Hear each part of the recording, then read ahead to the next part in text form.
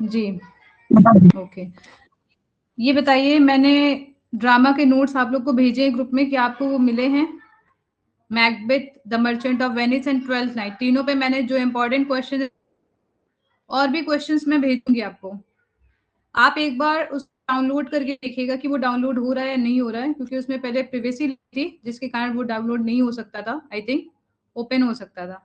तो आप उसको एक बार चेक करिएगा, क्योंकि काफी लोगों की रिक्वेस्ट थी कि उसे डाउनलोड करने के लिए अलाउ करें, प्रिंट आउट निकाल सकें। ठीक है, मेरी आप सभी लोगों को जितने भी मैं आंसर दे रही हूँ, जिसमें आपको जो मोस्ट इंपॉर्टेंट क्वेश्चंस हैं, जैसे कि ट्वेल्थ नाइट में एक क्वेश्चन जो सबसे ज्यादा पूछा जाता है मिस्टेकन आइडेंटिटी का, मैकबेथ थीम जो वॉल्टिंग एम्बिशन की थीम है, मैकबेथ एज अ ट्रेजिडी, ये क्वेश्चन काफी रिपीटेड क्वेश्चन है। द मर्चेंट वेनिस में शाइलॉक का कैरेक्टर, और मर्सी वाला जो सीन है वहां से क्वेश्चन पूछे जाते हैं। पोर्शिया का कैरेक्टर भी पूछा जाता है। सभी क्वेश्चंस में से जो इंपॉर्टेंट क्वेश्चन आपको लगते हैं, 3 से 4 क्वेश्चन, वो आप सभी लोग लिखेंगे। जब तक आप लिखेंगे नहीं तब तक आपको आंसर राइटिंग नहीं आएगी। क्या आप मेरी समझ पा रहे हैं? Yes ma'am. और आप में से बहुत सारे लोग मुझे आंसर भेज ही नहीं रहे हैं। देखिए, इससे मुझे दिक्कत नहीं है, मुझे दिक्कत तब होगी जब आपका रिजल्ट अच्छा नहीं आएगा। ठीक है, क्योंकि कहीं ना कहीं मैं एग्जाम में अपियर नहीं कर रही हूँ, बट आप लोग का एग्जाम है और आप लोग इस क्लास में जुड़े हैं, इसका मतलब आप सीरियस हैं एग्जाम के लिए और आप लोग को क्लियर करना है। तो क्लियर करने में ये भी आपको पता है कि नोट्स आप सबके पास होंगे, आप कहीं ना कहीं इंटरनेट से नोट्स निकाल सकते हैं। आप लोग नोट्स के लिए नहीं है, इतना स्टडी मटेरियल है हर जगह कि आपको कहीं से भी मिल जाएगा, यूट्यूब से मिल जाएगा, गूगल से मिल जाएगा, चैट जीपीटी से मिल जाएगा, आप जहां भी कमांड देंगे आपको मिलेगा। लेकिन आप यहाँ प्रैक्टिस के लिए हैं और आप में से बहुत लोग प्रैक्टिस कर ही नहीं रहे हैं। और फिर आप लोग की क्वेरी आती है कि मुझे आंसर नहीं आ रहे हैं, है ना? आप लोग की प्रॉब्लम है ज्यादातर लोगों की कि जब आप आंसर लिखने बैठ रहे हैं आपको कुछ समझ ही नहीं आ रहा है। तो उसकी रीजन यही है, उसका रीजन कि आप लोगों का एक लंबा गैप हो चुका है और आप लोग टाइम भी नहीं दे रहे हैं। आप लोग को शुरुआत में कम से कम 1.5 से 2 घंटे देने चाहिए। ठीक है, क्योंकि जब आप 3 क्वेश्चन लिखेंगे, 3 क्वेश्चन के आंसर अपने मन से लिखेंगे, आप सोच समझ के 3 से 4 क्वेश्चन के आंसर, 3 से 4 में आप यहाँ पे लिटरेचर और लैंग्वेज दोनों का इंक्लूड कर रही हो, राइटिंग, तो आपको कम से कम 1 घंटा तो लग ही जाएगा। और ये आपको पता है कि आपको एग्जाम में बहुत सारे क्वेश्चन अपियर करने हैं, अटेम्प्ट करने हैं, है ना? बहुत सारे क्वेश्चन, मतलब 20 टोटल क्वेश्चन है, 12+8। तो आपको राइटिंग स्पीड बढ़ानी है अपनी, आपकी हैंड राइटिंग आपको इम्प्रूव करनी है, आपकी जो ग्रामर की जो मिस्टेक्स है वो आपको अवॉइड करनी है। तो ये तब तक नहीं होगा जब तक आप लिखना शुरू नहीं करेंगे। और कहीं ना कहीं मुझे ऐसा लगता है कि आप सबके माइंड में ये है पॉइंट कि कोई बात नहीं, अल्टी में होगा होगा, नहीं तो टीजीटी तो है, ऐसा है ना? तो देखिए, नहीं वो तो मैम, ऐसा नहीं है, बट डर लग रहा है स्टार्टिंग में लिखने पे गलत ना हो जाए, ये चीज है। कोई बात नहीं, तो शुरुआत में तो गलती करनी ही है। जब तक आप लिखेंगे नहीं तब तक आपकी गलती आपको पता कैसे चलेगी? सब एग्जाम में अगर आप एक्सपेरिमेंट करेंगे तो फिर यहाँ पे क्या करेंगे आप? शुरुआत में आप 1 महीना यही मान के चलिए कि अभी आप अच्छा नहीं करेंगे। मैं 1 महीना बहुत ज्यादा आपको टाइम दे रही हूँ, आप मानिए कि ये आपका सिर्फ प्रैक्टिस का टाइम है। जैसे किसी को साइकिल चलानी नहीं आती तो शुरुआत में वो गिरता पड़ता है, चोट लगती है उसे, ठीक है, और फिर जब 5 से 6 बार गिरता है तो फिर आ ही जाती है। जैसे स्कूटी चलानी नहीं आती, वो भी ऐसे गिर पड़ के ही सीखता है। तो अगर हम डरते ही रहेंगे कि हम स्कूटी चलाएंगे वैसे ही एक्सीडेंट कर देंगे तो कभी चला ही नहीं पाएंगे, है ना? तो ये आप लोग को थोड़ा समझना है इस चीजों को। और सबसे बड़ी बात ये है कि आपको बहुत जगह से आंसर मिल जा रहे हैं, ठीक है, तो ये आपके लिए प्लस पॉइंट है। उसके अलावा राइटिंग में आपके लिए लेटर राइटिंग बहुत टॉपिक है, तो वो भी आपका प्लस पॉइंट है। आपको सिर्फ और सिर्फ प्रेजेंटेशन पे ज्यादा से ज्यादा काम करना है। तो ये आप समझिए, लिटरेचर के जितने भी क्वेश्चन बन सकते हैं मैं आपको सारे क्वेश्चन अवेलेबल करा दूंगी। नॉवेल मैंने ऑलरेडी कंप्लीट कर ही दिया है, 2 से 3 नॉवेल के मैंने नोट्स नहीं अभी प्रिपेयर किए हैं, मतलब शेयर नहीं किए हैं, प्रिपेयर तो हैं बट शेयर नहीं किए, वो भी शेयर हो जाएंगे।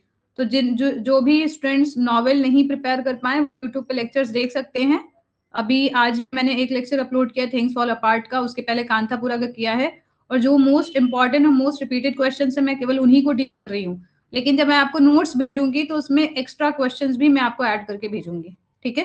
तो अगर आप चाहें तो जैसे 4-5 क्वेश्चन आप एक साथ देख सकते हैं और आपको ऐसे 2 ऐसे क्वेश्चंस आपको समझने हैं जो आपको लगे कि मैं इन पे मास्टरी हासिल कर लूं। मास्टरी हासिल इन द सेंस आपको कंटेंट, उसका जो कंटेंट है वो प्रिपेयर होना चाहिए और आप according to need of the question उसे मॉडिफाई करके प्रेजेंट कर सकें। अगर आप सोचेंगे कि मैं एक ही टॉपिक पे 10-10 करूं तो देखिए याद तो आप नहीं कर पाएंगे। यहाँ पे आपको याद करने पे फोकस नहीं करना है, आपको समझना है कि एक क्वेश्चन के आंसर में कितने पॉइंटर्स आपको मिले हैं, कितने पॉइंट्स आपको मिल रहे हैं, और आपको कोटेशन 2 से 3 हर वर्ग पे लिखनी है अपने नोट्स में। नॉवेल के लिए मैं मोस्ट इंपॉर्टेंट आपको बताऊंगी, मैं नॉवेल डिस्कस करूंगी। अभी अगर मैं ड्रामा की बात करूं तो ड्रामा में ऑलमोस्ट सारे ही ड्रामा बहुत इंपॉर्टेंट है, ठीक है, जिसमें शेक्सपियर का तो इम्पोर्टेंट है ही, उसके अलावा अमेरिकन नॉवेल्स में भी जो नॉवेल्स दिए हैं वो सॉरी ड्रामा में जो ड्रामा दिए हैं वो सारे इंपॉर्टेंट हैं। तो ड्रामा के हर एक टॉपिक आपके लिए बहुत जरूरी है। The Birthday party absurd theatre का पार्ट हो गया, द हेरी एप एक्सप्रेशनिस्ट प्ले का पार्ट हो गया, ओके। ऑल माई सन्स की हम बात करें तो उसमें अमेरिकन ड्रीम की थीम को दिखाया गया है। और शेक्सपियर की बात करें, शेक्सपियर के जितने भी प्ले हैं तो कॉमेडी और ट्रेजेडी दोनों के एलिमेंट्स आपको मिलते हैं, ट्रेजिक कॉमेडी के एलिमेंट्स आपको मिलते हैं। तो यहाँ से आपको सभी टॉपिक्स प्रिपेयर करने हैं। Every man in is humour की अगर मैं बात करूं तो उसमें बेन जॉनसन की जो थियरी है कॉमेडी ऑफ ह्यूमर्स, उसको आप अप्लाई करेंगे, ठीक है। तो हम वन वन टॉपिक डिस्कस करेंगे। डायलॉग राइटिंग मैंने ऑलरेडी आपके साथ डिस्कस करी है, कल की क्लास में भी मैंने आपको समझाया था कि फॉर्मल राइटिंग और इनफॉर्मल राइटिंग का जो तरीका है वो कैसे अलग होगा, और ऑलरेडी नोट शेयर किए, उसे आप पढ़िए। आप में से काफी लोग टाइम ही नहीं निकाल पा रहे पढ़ने के लिए, तो इस बात की मुझे चिंता हो रही है, क्योंकि अभी टाइम नहीं निकाल पा रहे हो, फिर एग्जाम के टाइम कैसे टाइम निकालेंगे जब बहुत सारा सिलेबस होगा। अभी आप अगर चाहें तो बहुत आराम से, बहुत आसानी से टीजीटी की भी तैयारी कर सकते हैं, साथ में पीजीटी की भी और एलटी की भी तैयारी कर सकते हैं, अगर आप एक स्ट्रेटेजी के तहत चलेंगे। और अगर आप ऐसे बिखरे बिखरे चलेंगे तो कुछ भी नहीं हो पाएगा, और फिर एक एक करके सारे एग्जाम छूटने लगेंगे। मैं रियलिस्टिक बता रही हूँ, कोई भी मैं सिचुएशन नहीं बता रही हूँ आपको। रियलिस्टिक सिचुएशन इसलिए है क्योंकि आप अभी, आप में सिर्फ मतलब कोई पार्टिकुलरली को, मैं किसी पार्टिकुलर पर्सन को टारगेट नहीं कर रही हूँ, मैं एक जनरल व्यू आपको दे रही हूँ जो काफी बच्चों का मैंने देखा है। तो इसको आप थोड़ा सा प्लीज सीरियसली आप इसको समझिए। 1 से 1.5 घंटे तो आप राइटिंग पे दीजिए, जो भी आप करेंगे। और मैं आपको क्वेश्चंस भी आपको मैंने भेजा है, ग्रामर के भी मैंने आपको काफी क्वेश्चंस भेजे थे, जिसमें कुछ लोगों ने आंसर लिखे, कुछ लोगों ने भेजे ही नहीं। जो भेज रहा है वो भेज रहा है, जो नहीं भेज रहा है वो एकदम स्लीपिंग मोड पे है।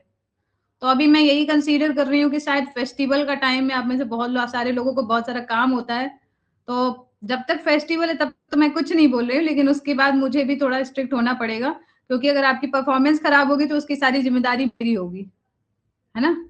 वो होता है, डायरेक्टली इनडायरेक्टली यही होता है कि शायद मैंने गाइड नहीं सही किया, या मैंने ज्यादा मतलब आप कह सकते हैं आपके साथ ज्यादा इजी गोइंग मैं हूँ, तो वो सही नहीं रहेगा आपके लिए। ओके, तो आज के टॉपिक्स जो है वो आपके साथ मैंने शेयर किया था, एक्टिव पैसिव वॉइस, और उसके अलावा ट्रांसलेशन के भी कुछ पॉइंट्स, और एक क्वेश्चन शेक्सपियर से, ठीक है। तो ये बताइए कि आप लोगों को एक्टिव पैसिव वॉइस में, अच्छा, आप एक्टिव पैसिव वॉइस में आप लोगों को कहाँ पे प्रॉब्लम आ रही है ये बताइए, क्योंकि मैं हर एक तरीका जो भी एग्जाम में पूछा जाता है उसका हर टाइप का एक क्वेश्चन मैं यहाँ पे डिस्कस करूंगी, और जहां जहां आपको प्रॉब्लम आती है वहां बताइएगा, कि एक एक टॉपिक में कवर करके चल रही हूँ जो भी ग्रामर के। जैसे अभी मैं 2 दिन एक्टिव पैसिव पढ़ाऊंगी, उसके बाद फिर मैं आपके साथ डायरेक्ट इनडायरेक्ट डिस्कस करूंगी, जिससे एक एक टॉपिक कंप्लीट हो जाए, ठीक है। दीपांजलि प्लीज माइक ऑफ कर लीजिए। ओके, आप में से कोई कुछ कहना चाहता है, क्योंकि आप अपनी प्रॉब्लम से यहाँ जरूर बताइए। शुरुआत में मैं आपकी प्रॉब्लम जो है जिसे आप डील नहीं कर पा रहे उसे मैं डिस्कस करती हूँ, और उसके बाद क्लास स्टार्ट करती हूँ। तो आप बताइए आपकी क्या प्रॉब्लम है जो आप आंसर राइटिंग में फेस कर रहे हैं। शायल का कहना है कि उन्होंने आंसर लिखा ही नहीं, तो जब तक आप आंसर लिखेंगे नहीं तब तक आप कैसे जानेंगे कि प्रॉब्लम कहाँ आ रही है ना। तो आपको आंसर लिखने हैं। आप लोग देखिए, शुरुआत में एक काम करिए जो आप लोग सब लोग गलती कर रहे हैं, आप क्वेश्चन देखते ही सोचते मैं ऐसे लिखने बैठ जाऊं। अभी आपके पास कंटेंट नहीं है आपके माइंड में, आपको बिखरी बिखरी चीज, ऑब्जेक्टिव मोड वाली चीजें आपको याद है, तो आप अभी देख के आंसर लिखिए, ठीक है। शुरुआत में उन्हीं आंसर को देख के लिखिए। मैंने जो आपको आंसर दिए वो लेंथ आंसर है, आपको छोटा करना है, 200 वर्ड्स की लिमिट में करना है, तो ये आपका एक काम है जो आपको एकदम कॉन्शियस होके करना है। कहाँ पे आपको कौन सा पॉइंट हटाना है ये आपको देखना पड़ेगा, ठीक है। और उसके अलावा कोटेशन आपको कोई भी 2 लेनी है। जैसे मैंने जो आंसर दिया उसमें मुझे लगता है किसी में 2 है, किसी में 3 है, तो आपको जो सबसे ईजी लगती है, जो आप एग्जाम याद रख पाए, केवल उन 2 कोटेशंस को आप अपने आंसर में इंक्लूड करेंगे। छोटी होनी चाहिए कोटेशन, ओके। और स्पेलिंग एरर को आप अवॉइड करेंगे। अभी अभी फेस्टिवल है, मुझे ऐसा लगता है सबके पास काम होगा। 2 दिन बाद आप सभी एक काम करेंगे, कोई एक टॉपिक मैं आपको दूंगी जिसमें आप सभी को आंसर राइटिंग करके मुझे सेम डे पे भेजना। मतलब इंडिविजुअल टेक्स्ट, इंडिविजुअल आपको पीडीएफ बना के मुझे भेजना है, मैसेज करके, ग्रुप में नहीं भेजेंगे, जिससे मैं ये पहचान पाऊँ कि आप गलती कहाँ कर रहे हैं, ठीक है।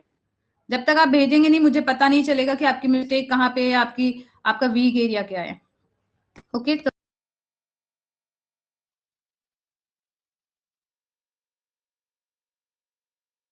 वॉइस फ्लैक्चुएट हो रही है, आप लोग के साथ भी ऐसा है?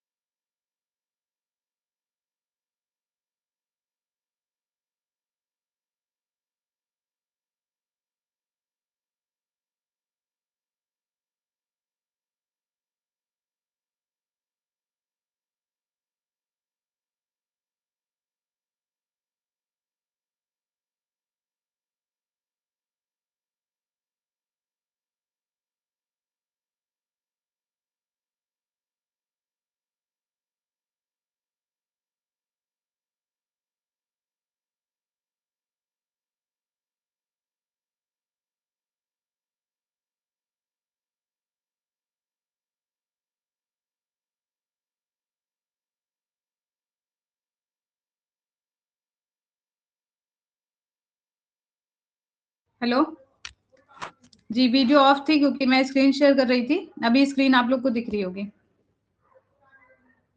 दिख रही है स्क्रीन आप लोग को, वीडियो दिख रही है?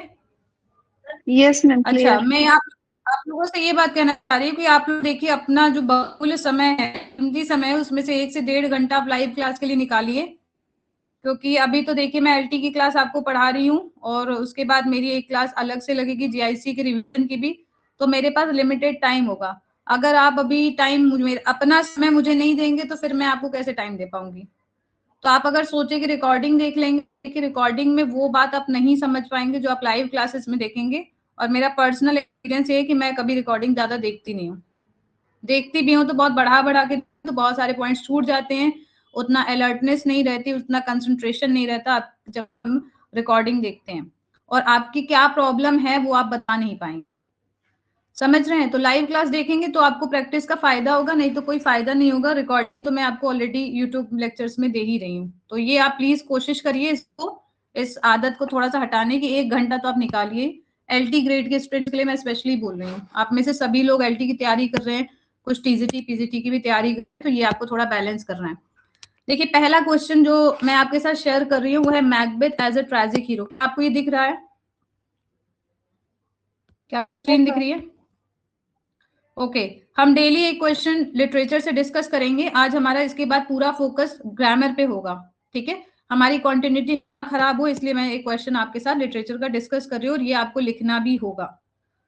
कल का जो क्वेश्चन मैंने आपके साथ शेयर किया था वो the Birthday Party as absurd drama आपको करना था, तो ये काम आप पेंडिंग में मत छोड़िए। ट्रेजिक हीरो की पहले तो आप मुझे कुछ खासियत बताइए, कुछ कैरेक्टरिस्टिक जो आप जानते हैं और जो आपको याद है शेक्सपियर के पॉइंट ऑफ व्यू से, बताइए।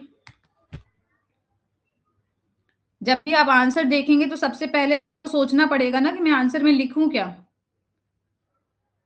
Speak. Ji may I tell? जी जी, बताइए बताइए, बिल्कुल बताइए, आप सभी लोगों को बताना है। According to Aristotle's model, there would be a noble hero जिसमें सारी खूबियां होंगी, like he would be of a Nobel family, he would be honorable, prestigious in social circles, in rank, in class, but it would be -1. This -1, एक उसमें कोई खामी होगी, and that would be the tragic flaw of the hero, which would eventually lead to the downfall of that hero. Shakespeare के कुछ जो famous tragedies हैं, जैसे किंग लेयर है, and then we have like Othello, तो उसमें कुछ हर hero के अंदर एक ट्रैजिक फ्लॉ होता है। द ट्रेजेडी, मेजर ट्रेजेडी जो हमारे सिलेबस में मैकबेथ, उसका ट्रैजिक फ्लॉ ये है कि वो बहुत ज्यादा एम्बिशियस है, और उसका unchecked ambition, the vaulting ambition, leads to his downfall. And the moment where the recognition is like, जो एक रिकग्निशन होता है जब उसे पता चलता है यहाँ पर कि जैसे डंसिनेन हिल्स में वो कैमोफ्लेज करके आगे बढ़ रहे हैं, जो क्लाइमैक्स होता है उसके बाद ही डाउनफॉल शुरू होता है एक हीरो का, तो वो recognition is known as, I guess, anagnorisis. मुझे स्पेलिंग पता है, I don't know if I am pronouncing it right. And NORSIS, peripeteia and anagnorisis होता है, पेरिपेशिया होता है revelation of truth, and anagnorisis होता है recognition, recognition of flaw. Yes ma'am. तो जो एक ट्रैजिक फ्लॉ होता है रिकग्निशन उसका, वो होगा। And peripeteia, I don't know if I am pronouncing it right. Peripeteia, तो पेरिपेशिया जो पेरिपेशिया जो होगा, that is the this reversal of Fortune.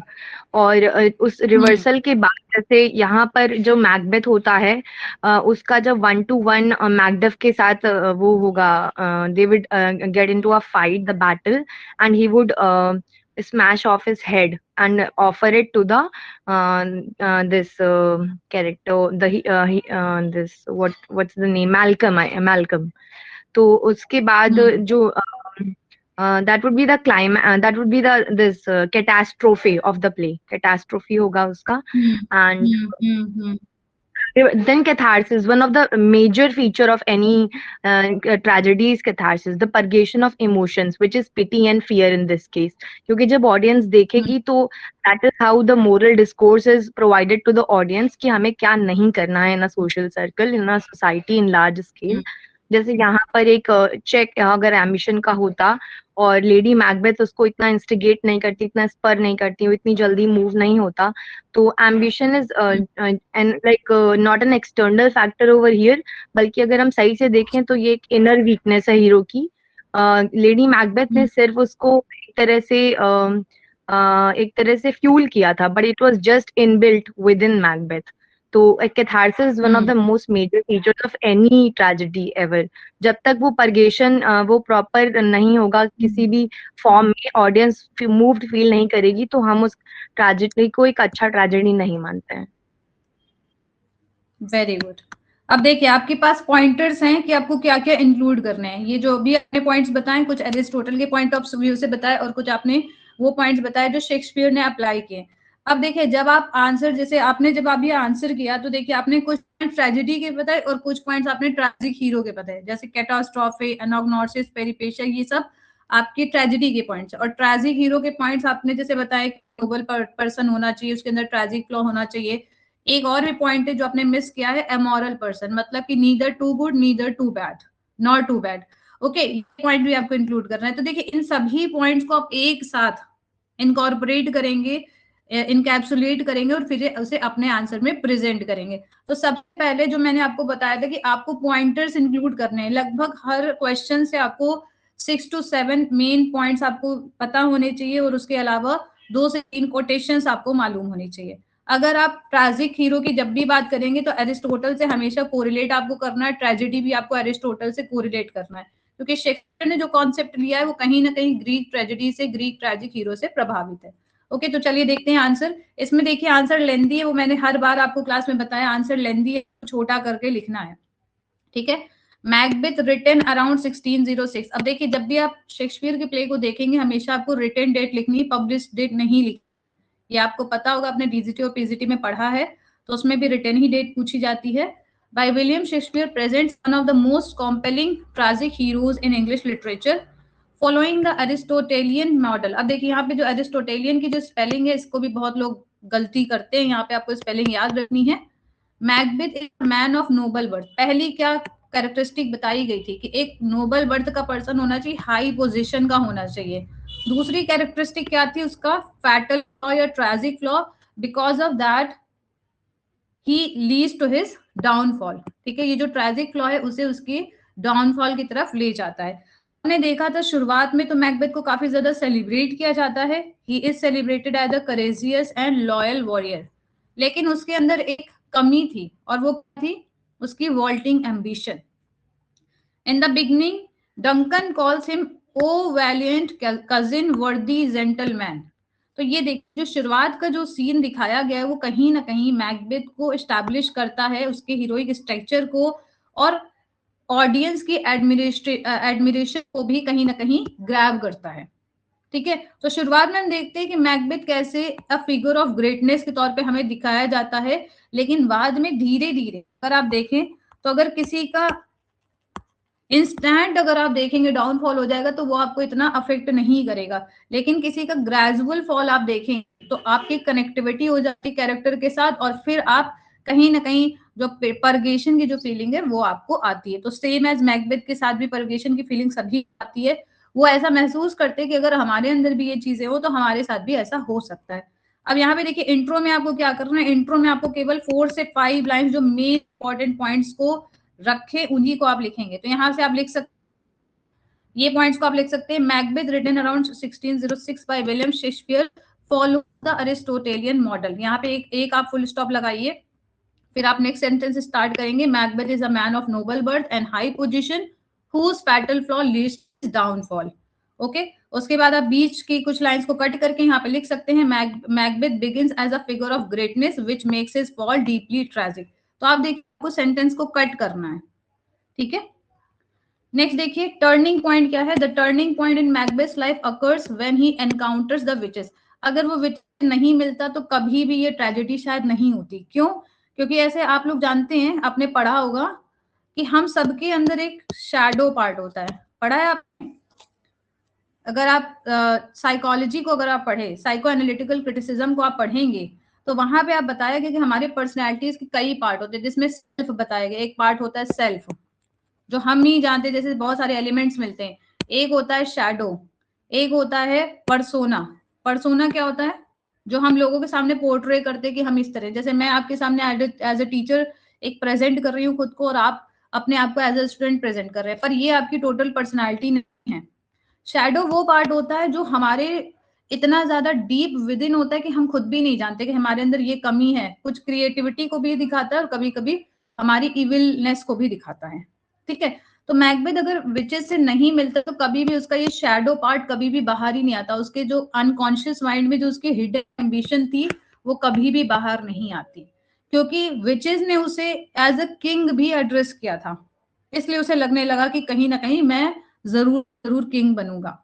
Okay, although they predict his future kingship they do not command him to act. तो यहाँ पे 3 witches उसे हालांकि predict तो करती कि वो फ्यूचर किंग बनेगा, लेकिन वो ये नहीं बोलती कि तुम्हें ऐसा एक्ट करना है।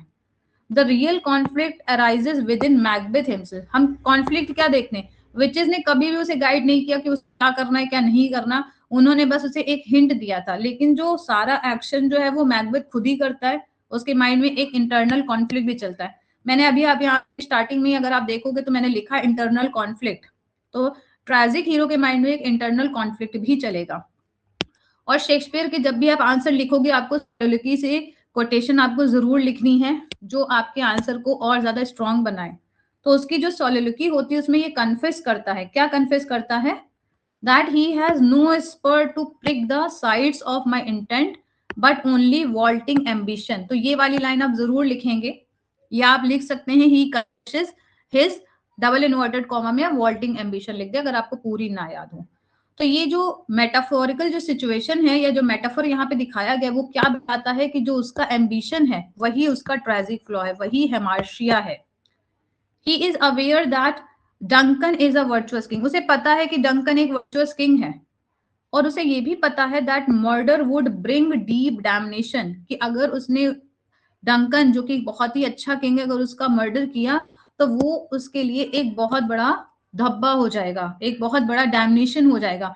बट स्टिल हम ये देखते हैं कि वो अपनी एम्बिशन को चूज करता है ओवर मोरालिटी को वो बिल्कुल ध्यान नहीं देता, वो अपनी एम्बिशन को एकदम परस्यू करता है। तो ये उसका एक पहला स्टेप था जिसके कारण ट्रेजेडी लीड होती है या ट्रेजेडी की तरफ वो जाता है। यहाँ पे आपने पढ़ा होगा, जब मैकबेथ को आपने पढ़ा होगा तो आपने देखा होगा कि वो सो रहे थे जब उनको मारा गया था।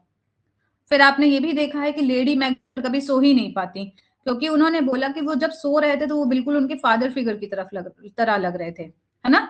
तो ये आपको पॉइंट याद रखना है। और इसमें साइकोलॉजिकल भी कुछ चीजें आपको देखने को मिलेगी। After murdering Duncan Macbeth psychological disintegration begins. Psychologically उसका एक डिसइंटीग्रेशन होने लगता है, डाउनफॉल, उसका एक पतन होने लगता है।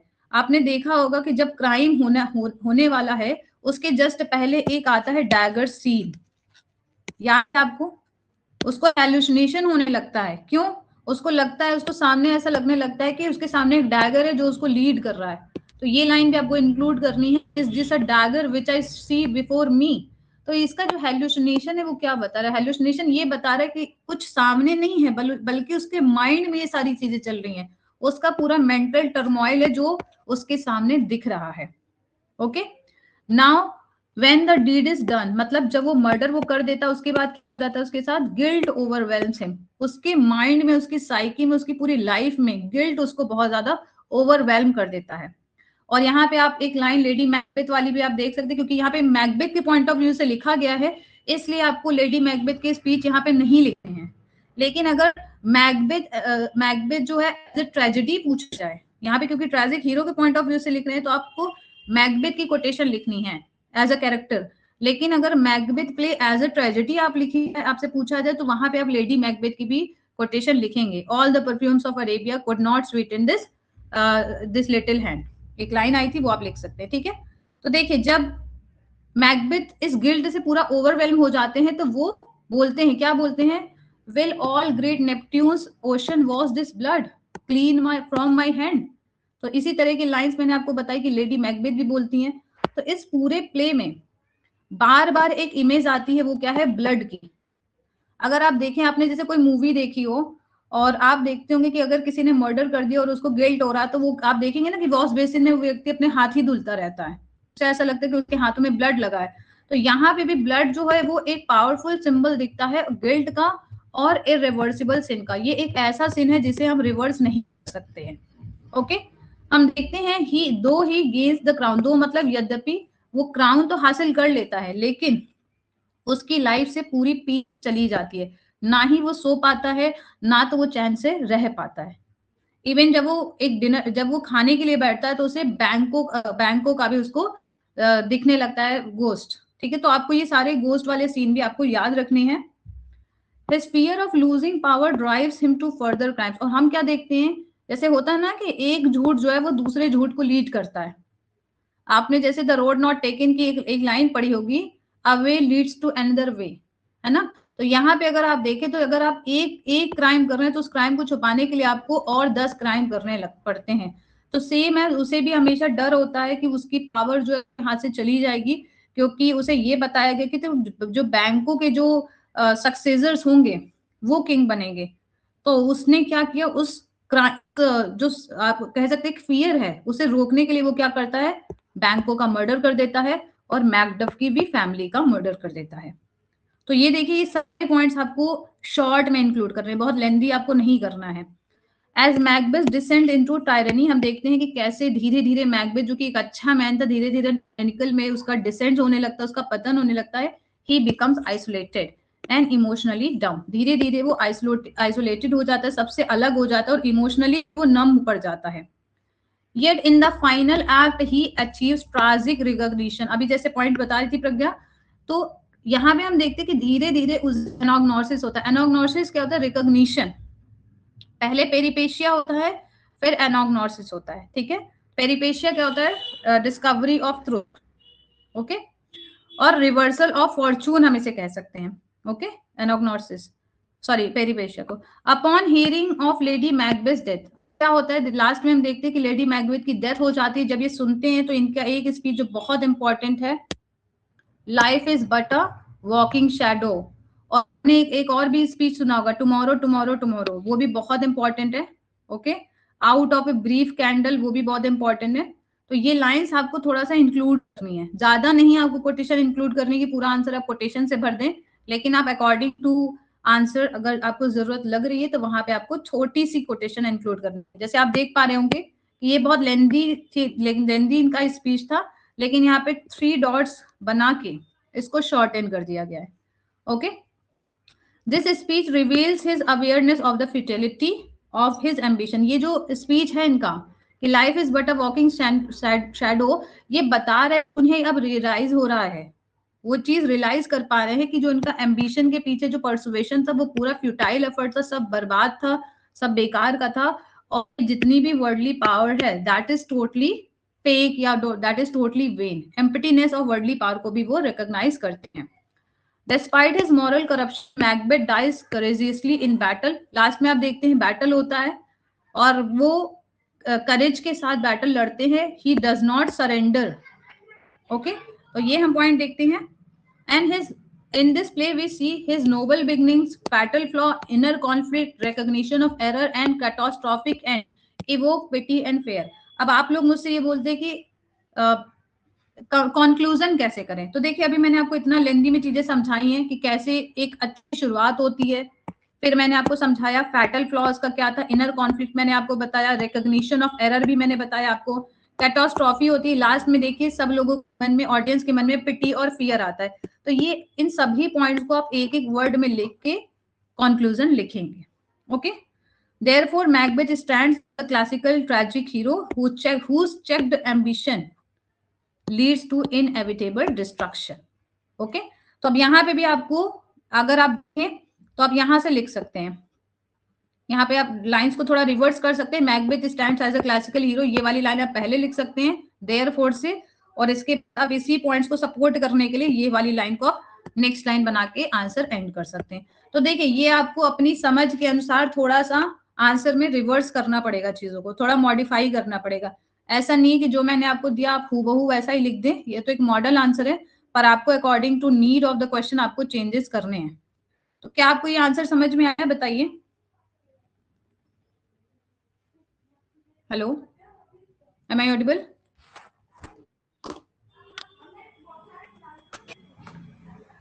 कोटेशंस देखिए आपको लिखने से याद होंगे, सिर्फ आप अगर लर्न करेंगे तो नहीं याद होंगे, कोटेशंस आपको लिखने पड़ेंगे।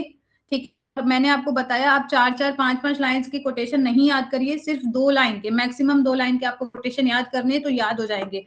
और कोटेशन आप तब कब याद कर पाएंगे जब आप उसमें जो आंसर दिया है, जो आपका कंटेंट है उसके साथ कोरिलेट करेंगे। अगर आप सिर्फ ऐसे ही कोटेशन याद करेंगे तो नहीं याद होगी। या तो आपने प्ले बहुत डिटेल में पढ़ा हो तो याद हो जाएगा, अगर आपने प्ले नहीं पढ़ा है और आप बिना कनेक्टिविटी की चीजों को याद करेंगे तो याद नहीं होगा। समझ रहे हैं? इसके बाद देखिए आप अपने से थीम ऑफ एम्बिशन वाला पढ़ेंगे, इसे मैं आपको समझाऊंगी भी, ऐसा नहीं समझाऊंगी, लेकिन ये है कि देखिए सारे आंसर्स तो समझाना पॉसिबल नहीं है। 5 से 6 क्वेश्चन मैंने आपको दिए हैं, तो इसमें से जो 2 से 3 मोस्ट इंपॉर्टेंट है वो मैं आपको हर प्ले से समझाऊंगी। ठीक है, तो आई होप आपको ये क्लियर है।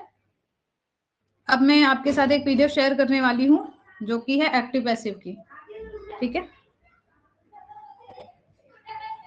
एक्टिव पैसिव की पहले हम आज सिंपल रूल समझेंगे और उसके बाद एक और क्लास होगी जिसमें हम एडवांस लेवल के जो क्वेश्चन बनते हैं उसको भी हम इंक्लूड करेंगे, क्योंकि मुझे ये पता नहीं कि आप में से किन्हें किस टॉपिक पे प्रॉब्लम, इसमें कौन से रूल में प्रॉब्लम है, तो आप मुझे बताते जाइएगा जहां पे आपको कंफ्यूजन हो और फिर हम उसे डिस्कस करते जाएंगे।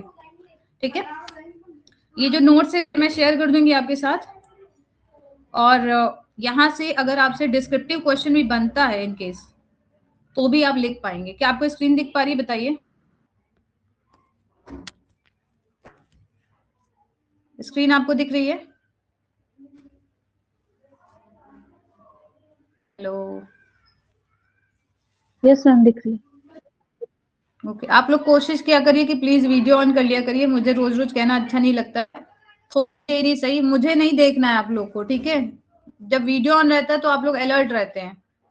आपको एक कॉपी एक पेन आपके पास होनी चाहिए, जो जो चीजें आप बताई जाए, जैसे मैंने आंसर बताया आपको मैकबेथ का, तो अगर साथ ही साथ आप इंपॉर्टेंट पॉइंट्स को लिखते जाएंगे तो आपको अलग से मेहनत नहीं करनी पड़ेगी। समझ पा रहे हैं आप? जैसे कोटेशन आपको बताई तो एक साइड आप एक पेज में लिखते जाए कि कौन कौन सी कोटेशन इस आंसर में थी, जो मुझे बाकी की आंसर भी में मिलेगी, लिखनी रहेगी। मैंने ऑलरेडी LT ग्रेड वाला जो एक ग्रुप है उसमें शेयर कर दिया है PDF। बहुत सारे नोट्स मैंने शेयर किए, आप देखिएगा आपको मिलेगी, ठीक है। तो स्टार्ट करते हैं वॉइस। इसमें 2 टॉपिक के नोट्स हैं, पर हम आज वॉइस डिस्कस कर रहे हैं। तो वॉइस में आप क्या जानते हैं? पहला अगर क्वेश्चन आपसे बन जाए कि वॉइस होता क्या है, तो आपने अगर पढ़ा होगा तो ज्यादातर आपको ये वर्ब वाला जो टॉपिक है उसी में मिला होगा, है ना। अलग से कहीं कहीं आपको एक्टिव पैसिव मिलता है, बाकी आपको वर्ब वाले टॉपिक में टेंस भी मिलेगा, वर्ब वाले टॉपिक में आपको एक्टिव पैसिव में मिलेगा। तो यहां से आप स्टार्ट करेंगे। आप लिख सकते हैं आंसर को, voice shows the relationship between the doer of an action, हम सब्जेक्ट बोलते हैं, and receiver of that action, जिसे हम ऑब्जेक्ट बोलते हैं। तो देखिए 2 चीज आपको ध्यान रखनी है, पहला क्या है? सब्जेक्ट, दूसरा आपको याद रखना है ऑब्जेक्ट, ठीक है। जब भी आप एक्टिव से पैसिव करेंगे तो आपको रिवर्स करना पड़ता है। अगर आपने यही नहीं समझा कि सब्जेक्ट क्या है और ऑब्जेक्ट क्या है तो आप आंसर नहीं कर पाएंगे। तो एक्शन अगर आप देखें तो एक्शन तो सेम रहता है, लेकिन जब एक्टिव से पैसिव हम करते हैं तो अकॉर्डिंग टू कॉन्टेक्स्ट फोकस हमारा चेंज हो जाता है। कई बार इंटरव्यू में पूछा गया है वॉइस की क्या इंपॉर्टेंस है, एक्टिव पैसिव क्यों इंपॉर्टेंट है। तो क्या आप मुझे थोड़ा सा बता सकते हैं प्रैक्टिकल लाइफ में एक्टिव पैसिव को कहाँ यूज किया जाता है? कहीं आप बता सकते हैं एक्टिव को कहाँ यूज किया जाता है और पैसिव को कहाँ यूज किया जाता है प्रैक्टिकल लाइफ में, या डेली लाइफ में ऐसा कुछ है जहाँ पे आपको दिखाओ, ये बताइए आप। जैसे हम मतलब कि आप अपनी ही बात कर रहे होते हैं तो मैम एक्टिव में होता है, लेकिन जब हम मतलब कि किसी और के बारे में बता रहे होते हैं या किसी चीज पे जोड़ दे रहे होते हैं तो वो पैसिव।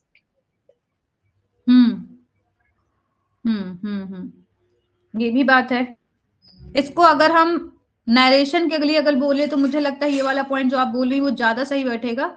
जैसे कि हम अगर बात कर रहे हैं एज इट इज जो हमारी बातें, मतलब आपका पॉइंट एक्टिव पैसिव के लिए भी सही है, लेकिन अगर हम टू द पॉइंट जो भी बात अगर हम अपने डायलॉग को बता रहे तो वो हमारा नरेशन में डायरेक्ट नरेशन में आ जाता है, डायरेक्ट स्पीच है।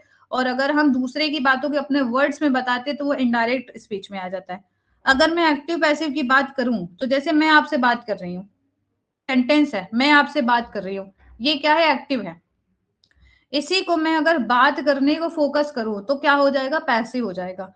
अगर आप देखें तो न्यूज़पेपर अगर आप पढ़ते हैं, कभी आप ध्यान दीजिएगा, मुझे नहीं पता कि आप लोग को इतना टाइम मिलता है कि नहीं मिलता है न्यूज़पेपर, मुझे तो नहीं लगता टाइम मिलता होगा, पर न्यूज़पेपर की अगर आप लैंग्वेज देखेंगे तो ज्यादातर न्यूज़पेपर में पैसिव वॉइस का ज्यादा यूज होता है। जब भी कोई सेंटेंस को जनरल वे में बोला जाता है या उस सेंटेंस को किसी भी एक जनरल सेंस में वो कहा जाए तो पैसिव वॉइस ही यूज किया जाता है, अगर आप देखें, ठीक है। तो इस चीज को आप जरूर ध्यान रखिएगा। और एक चीज और आपको याद रखनी है कि हमें हमारी जो लैंग्वेज होती है जो हम बोल रहे हैं उस लैंग्वेज को भी रेफर करता है एक्टिव और पैसिव वॉइस, ठीक है। अब देखिए एग्जाम्पल देखिए, do not cross the limit, यहाँ पे एक एग्जाम्पल दिया है तो यहाँ पे देखिए do not cross the limit बिल्कुल डायरेक्ट एक सेंटेंस है, टू द पॉइंट यहाँ पे सेंटेंस है।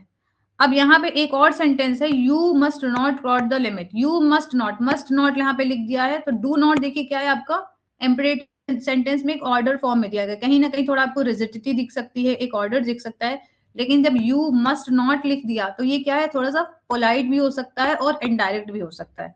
तो आपको अकॉर्डिंग टू सिचुएशन आपको कई सारे सेंटेंस मिलेंगे जो आपको चेंज, बेसिक रूल आपको पता ही है, लेकिन यहाँ पे मैं इसे एक्सप्लेन इसलिए कर रही हूँ, अगर मैं आपको एक आंसर लिखने को दूं, write a note on voice और write a note on active and passive voice, तो आप उसे लिख सके, ठीक है। एक्टिव वॉइस किस पे फोकस करता है? सब्जेक्ट पे फोकस करता है, ये डायरेक्ट होता है, अनएम्बिगुअस होता है। पैसिव वॉइस अगर आप देखें तो उसमें पता ही नहीं होता कि स्पीकर कौन होता है, इसलिए वो एम्बिगुअस होता है। Active voice easy to understand होता है and it is useful in delegating responsibilities, giving orders to an individual or to a small group। जैसे किसी को बोला गया कि complete this assignment within time, तो ये क्या है? एक डायरेक्ट ऑर्डर है, okay. So in this way we can say that using active voice makes meaning clear for the readers, listener and keeps the sentence from being complicated and wordy। Verde मतलब बहुत ज्यादा word नहीं होते हैं। अगर आप active passive को use करते हैं तो इसमें क्या होता है? टू द पॉइंट चीजें होती है, कॉम्प्लिकेटेड नहीं होता और एक क्लियर मैसेज होता है रीडर के पास। लेकिन अगर आप पैसिव वॉइस की बात करें तो ज्यादातर पैसिव अगर आप देखें जो थोड़ा आप एक्सेप्शन वाले रूल्स पढ़ते हैं जिसमें बाय यू आपको नहीं लिखना होता है, तो वहां हम देखते हैं सब्जेक्ट अननोन होता है, राइट। जैसे क्वेश्चन एक सेंटेंस है कि somebody has stolen my watch, तो वहां पे आप उसका पैसिव वॉइस क्या बनाते हैं, my watch has been stolen. क्या आप बाय somebody लिखते हैं? नहीं लिखते हैं। क्यों? क्योंकि वहां पे एम्बिगुअस रहता है व्यक्ति, ठीक है। इनडायरेक्ट होता है, एम्बिगुअस होता है, अनक्लियर होता है। तो ये सारे पॉइंट्स आपको अपने नोट्स में लिखने हैं, ठीक है। यूजेस क्या होते हैं, जैसे मैंने आपको बोला कि कई बार इंटरव्यू में यूजेस पूछा जाता है, तो when the subject is unknown, unimportant and obvious, तब हम वहां पे पैसिव वॉइस का यूज करते हैं। सब जो हमारा सब्जेक्ट है वो अननोन हो, अनइम्पॉर्टेंट हो या ऑब्वियस हो। जैसे हमने एक सेंटेंस देखा, क्लोज द डोर, एक ये सेंटेंस है। यहाँ पे अगर आप एक्टिव वॉइस में देखें तो यहाँ पे यू नहीं लगा होता है। क्यों? क्योंकि यहाँ पे सब्जेक्ट हमारा, यहाँ पे आप कह सकते हैं इम्प्लिसिट होता है, सजेस्टिव होता है। सेम है अगर आप पैसिव वॉइस में देखें, मैंने आपको बताया एक sentence, my watch has been stolen. अब अगर आप बाई समवन लिखेंगे तो क्या ये कुछ जरूरी लग रहा है? बाई समवन, आप बाई समवन अगर मैंने यहाँ ऐड कर दिया, क्या आपको लग रहा है कि इसकी कोई जरूरत है? नहीं जरूरत है, ठीक है। अगर आप घर में आप बोल दें कि मेरी वॉच किसी ने चुरा ली, तो सबको लगेगा कि हम ही को बोला जा रहा है, लग रहा है ना। तो इसलिए पैसिव वॉइस जब भी आप यूज करते हैं तो आप क्या करते हैं, एक पोलाइट स्टेटमेंट मेक करते हैं, and it is very useful for general announcement. जैसे मैंने आपको बताया कि न्यूज़पेपर में हमेशा ज्यादातर आप देखेंगे तो पैसिव वॉइस का यूज होता है जब भी कोई अपनी जिम्मेदारी नहीं लेना चाहता वो स्टेटमेंट देने के लिए, ओके। एयरपोर्ट में, रेलवे स्टेशन में भी आप पैसिव वॉइस के में रिस्क ऑफ साउंडिंग बोस्टफुल, और ये अवॉइड करता है किस चीज के रिस्क को? बोस्टफुल साउंडिंग, ठीक है। When the action is more important than, और ये एक और पॉइंट इंपॉर्टेंट है कि जब एक्शन ज्यादा इंपॉर्टेंट होता है एजेंट से, एजेंट मतलब जो सब्जेक्ट जो काम कर रहा है, जो डूअर है, उससे ज्यादा जो काम किया जा रहा है वो इंपॉर्टेंट होता है, तो पैसिव वॉइस का यूज करते हैं। तो अब आप ये बताइए कि अगर आपसे एक शॉर्ट नोट में लिखने को बोलूं, क्या आप 125 में लिख पाएंगे? 125 वर्ड्स में पैसिव पे सबसे पहले आप स्टार्ट करेंगे वॉइस क्या होता है, 2 लाइन में, 3 लाइन में, और फिर उसके बाद आप एक्टिव वॉइस बताएंगे, उसके कुछ पॉइंट्स बताएंगे, एक एग्जांपल देंगे, फिर उसी को आप पैसिव वॉइस में कन्वर्ट करके बताएंगे। क्या आप लिख पाएंगे? बताइए। Yes ma'am, yes ma'am. इसको आप लिखेंगे, ठीक है, अपने से लिखेंगे, जब तक लिखेंगे नहीं तब तक नहीं आएगा, ओके। दूसरा पॉइंट आपको जो ध्यान रखना है कि हम पैसिव वॉइस में ज्यादातर, जो मैंने आपको बताया कि जो एक्सेप्शन वाले आप रूल पढ़ते हैं, टेंस वाले रूल्स को आप हटा दीजिए। जो हम टेंस पढ़ते हैं 8 टाइप्स के, उसमें तो आप बाय यू या बाय द सब्जेक्ट लगाते हैं, लेकिन ज्यादातर आप नहीं लगाएंगे, ओके। तो इसमें क्या होगा, एजेंट को मेंशन नहीं करेंगे। जैसे कि if we don't know who has done what we are talking about, तब हम पैसिव वॉइस को यूज करते हैं। जैसे मैंने अभी आपको एक एग्जांपल दिया, our car was stolen last night. अब बाय समबडी यहाँ कहना चाह रहे हैं, तो बाय समबडी का मतलब है इंडेफिनिट प्रोनाउन का यूज कर रहे हैं, हमें नहीं पता किस व्यक्ति की बात हो रही है, ओके। नेक्स्ट हम कब यूज करते हैं, if we are not interested in who has done what we are talking about, और it is not important to mention it. दूसरी बात है ये है कि हम पैसिव वॉइस में पैसिव वॉइस तब यूज करते हैं और उसमें हम सब्जेक्ट नहीं लगाते जब हमें इंटरेस्ट नहीं होता कि ये काम किसने किया है या हमारे लिए उतना इंपॉर्टेंट नहीं है। जैसे एक सेंटेंस है कि सेंटेंस मैं बता रही हूँ, just a minute, they have taken him to the hospital. एक सेंटेंस है, इसी का पैसिव वॉइस आप देख पा रहे हैं, they have taken him to the hospital. क्या आपको समझ में आ रहा है जो मैं लिख रही हूँ? ये एक सेंटेंस है, एक्टिव वॉइस, ठीक है। हैंड राइटिंग इतनी अच्छी नहीं बन पा रही है मेरे से, उसके लिए माफ कीजिएगा मुझे, ठीक है। तो अब देखिए, आपको पता है कि जब हम पैसिव वॉइस में कन्वर्ट करते तो ये जो हिम है इसे हम क्या बना देंगे, ही।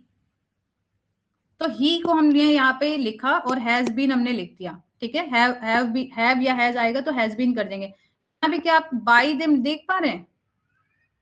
बाय देम नहीं देख पा रहे क्योंकि वो इतना इंटरेस्टिंग फैक्ट नहीं है या इतना ज्यादा उसे इंपॉर्टेंट मेंशन करना नहीं लग रहा है, ठीक है। तो इन चीजों को भी आप थोड़ा सा ध्यान में रखेंगे। नेक्स्ट है, if it is easy to understand who did something without it being mention.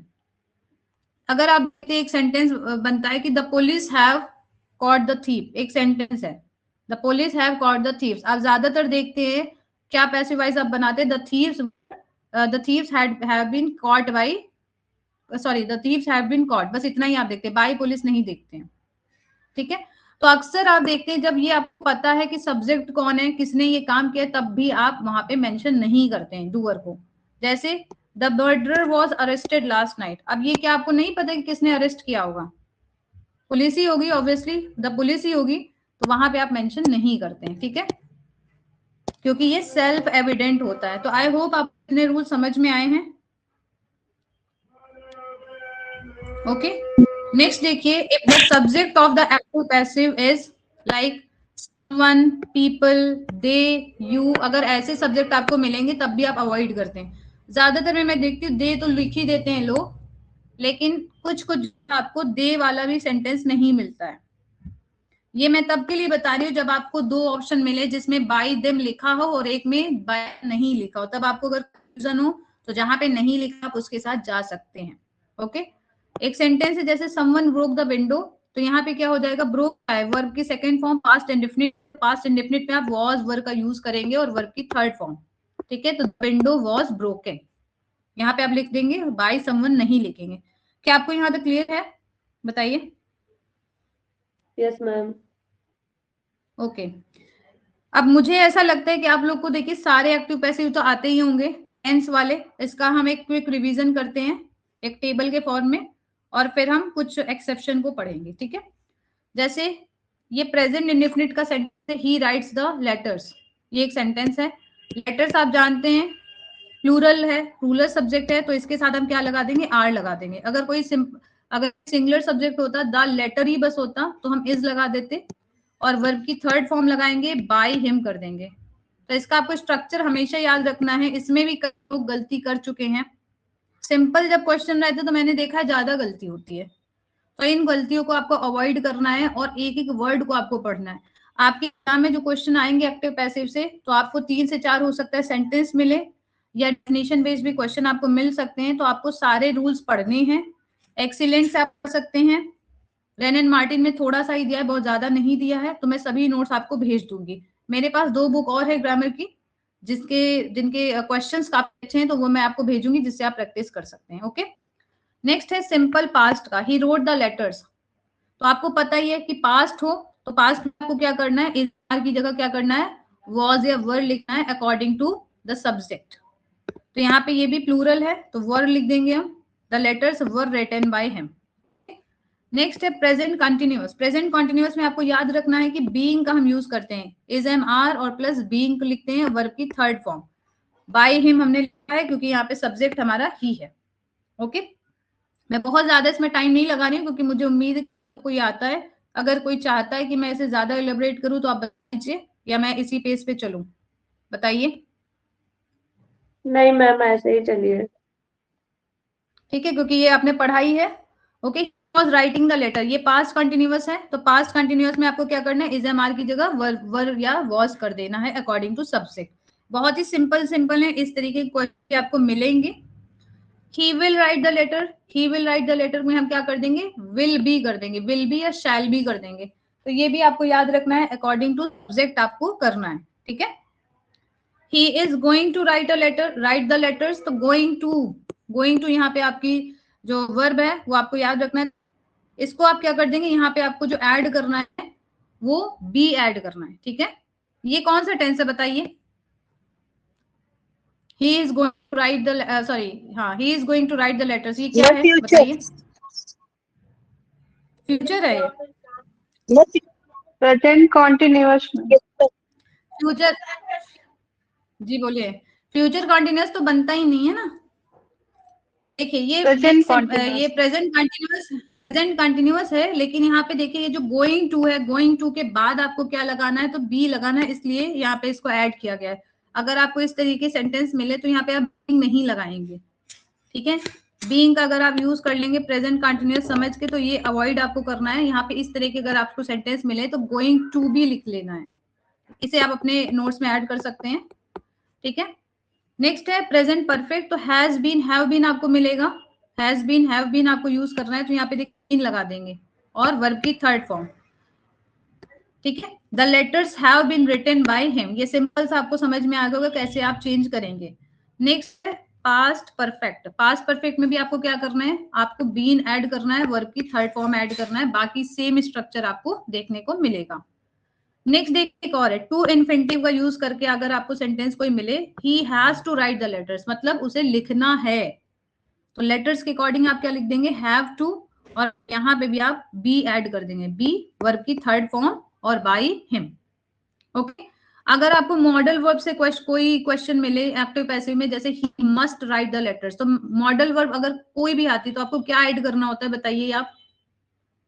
कोई भी मॉडल वर्ब्स आए, अगर कोई वुड आ जाए, सपोज दैट वुड आ गया, शुड आ गया, कुछ भी आ गया, बी या कैन आ गया, बी ऐड करते हैं। बी ऐड करना है। ठीक है, आप केवल बी ऐड करेंगे, बाकी आप वर्ब की थर्ड फॉर्म लिखते हैं। यही चेंज है जो आपको करने होते हैं। थोड़ा सा आप इन चीजों को एक बार रिवाइज करेंगे, नोट्स में आपको भेज दूंगी। ठीक है, अब आपको ये पता चल गया कि हमारे जो सेंटेंस होंगे उसमें क्या होगा, एक सब्जेक्ट होगा और एक ऑब्जेक्ट होगा। आपको तो ये भी पता है कि बहुत सारे ऐसे सेंटेंस होते हैं जिसमें कोई आपको ऑब्जेक्ट मिलता ही नहीं है, मतलब उसमें जो वर्ब होती है वो हमारी ट्रांजिटिव नहीं होती, इनट्रांजिटिव होती है। ठीक है, तो ये आपको याद रखना है कि एक्टिव पैसिव अगर आप बना रहे हैं, पैसिव बना रहे हैं, तो उसमें एक ट्रांजिटिव वर्ब का होना बहुत ज्यादा जरूरी है। ठीक है, जिसमें क्या होता है, वन और more subject, more than one subject होते हैं। ठीक है, कुछ एग्जाम्पल्स यहाँ पे दिए हैं, जैसे पेंट, राइट, ईट, क्लीन, ये सब दिए हैं। तो आप थोड़ा सा एक चीज ध्यान देखेंगे कि जो जो इनट्रांजिटिव वर्ब है, जैसे फ्लाई, ये एक इनट्रांजिटिव वर्ब है, तो आपको ये इन सभी की एक नोट बनानी है कि कौन कौन से इनट्रांजिटिव वर्ब हैं। ओके, बाकी देखिए इसको मैं स्किप कर रही हूँ क्योंकि ये आपको पता है, सिंपल प्रेजेंट, सिंपल पास्ट, ये सब आपको पता है। ओके, इसको आप पढ़ लेंगे अपने से कि नहीं बताइए, ये वाले जो भी पॉइंट्स हैं, सिंपल प्रेजेंट, पास्ट कंटिन्यूअस में कैसे चेंज करना है, प्रेजेंट में कैसे, ये सब आप पढ़ लेंगे एक बार, पढ़ के बताइएगा। ठीक है, ठीक है, इसे मैं स्किप कर रही हूँ। ओके, यहाँ पे देखिए कुछ और क्वेश्चन बनते हैं, जैसे अगर हु का यूज होता है, वहां से आपके लिए थोड़ा सा इंपॉर्टेंट हो जाता है। ये सब आप पढ़ लीजिएगा, ये सब सिंपल है। अगर डिड का यूज हो रहा है या डज का यूज हो रहा है तो आपको क्या यूज करनी है, हेल्पिंग वर्ब यूज करनी है अकॉर्डिंग टू सब्जेक्ट, ये आपको पता है, तो आप उसको ध्यान में रख के एक बार पढ़ेंगे। नेक्स्ट है WH का यूज जब करते हैं, तो WH क्वेश्चन में आपको क्या मिलेगा, हु या हाउ मिलेगा। ठीक है, ज्यादा जो आपको क्वेश्चन मिलते हैं हु से मिलते हैं, तो यहाँ पे गलती बहुत लोग क्या करते हैं, लास्ट में बाय हुम लगा देते हैं। ठीक है, आपको कभी भी बाय हुम लास्ट में नहीं लगाना है, बल्कि शुरुआत में ही लगाना है।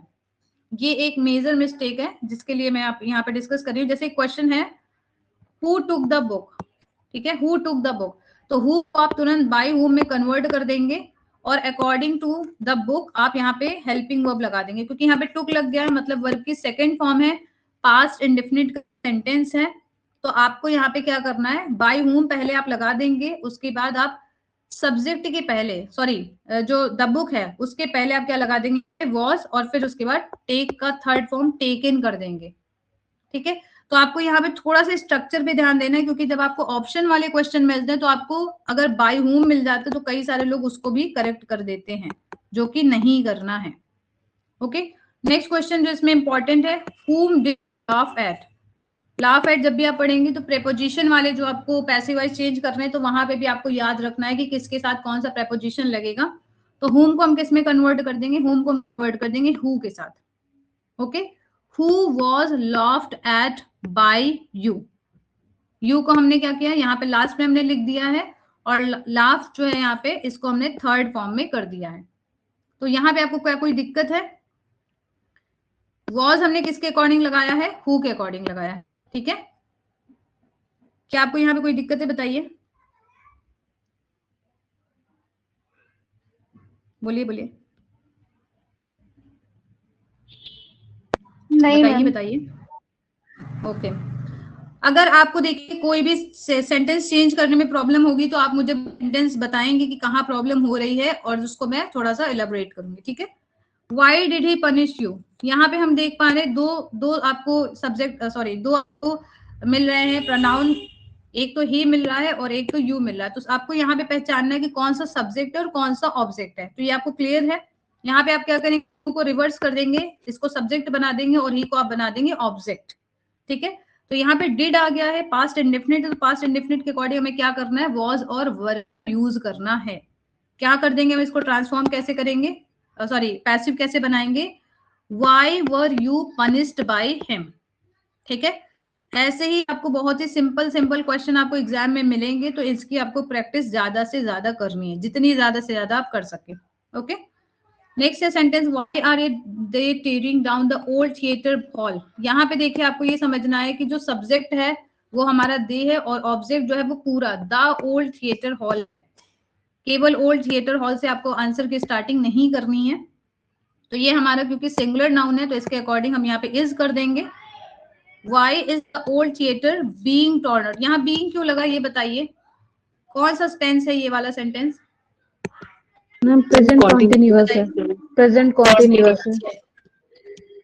प्रेजेंट कॉन्टिन्यूअस है। प्रेजेंट कॉन्टिन्यूअस का रूल क्या होता है, subject plus is am are, फिर बताइए बीइंग आता है, प्लस बीइंग प्लस वर्ब का third form, plus being plus verb का थर्ड फॉर्म, बीइंग।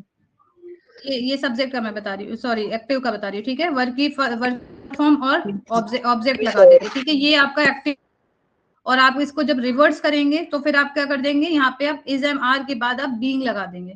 ठीक है, तो आप देखते हैं इंट्रोगेटिव में थोड़ा सा रूल आपका अलग हो जाता है, वहां पे आपको सबसे पहले हेल्पिंग वर्ब लिखनी होती है और फिर उसके बाद आप सब्जेक्ट लिखते हैं, जैसे यहाँ पे लिखा गया है। तो ये आपको थोड़ा सा याद रखना है।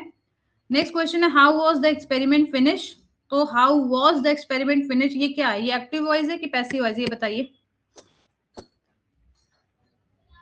How was the experiment finished, ये एक्टिव वॉइस है कि पैसिव, ये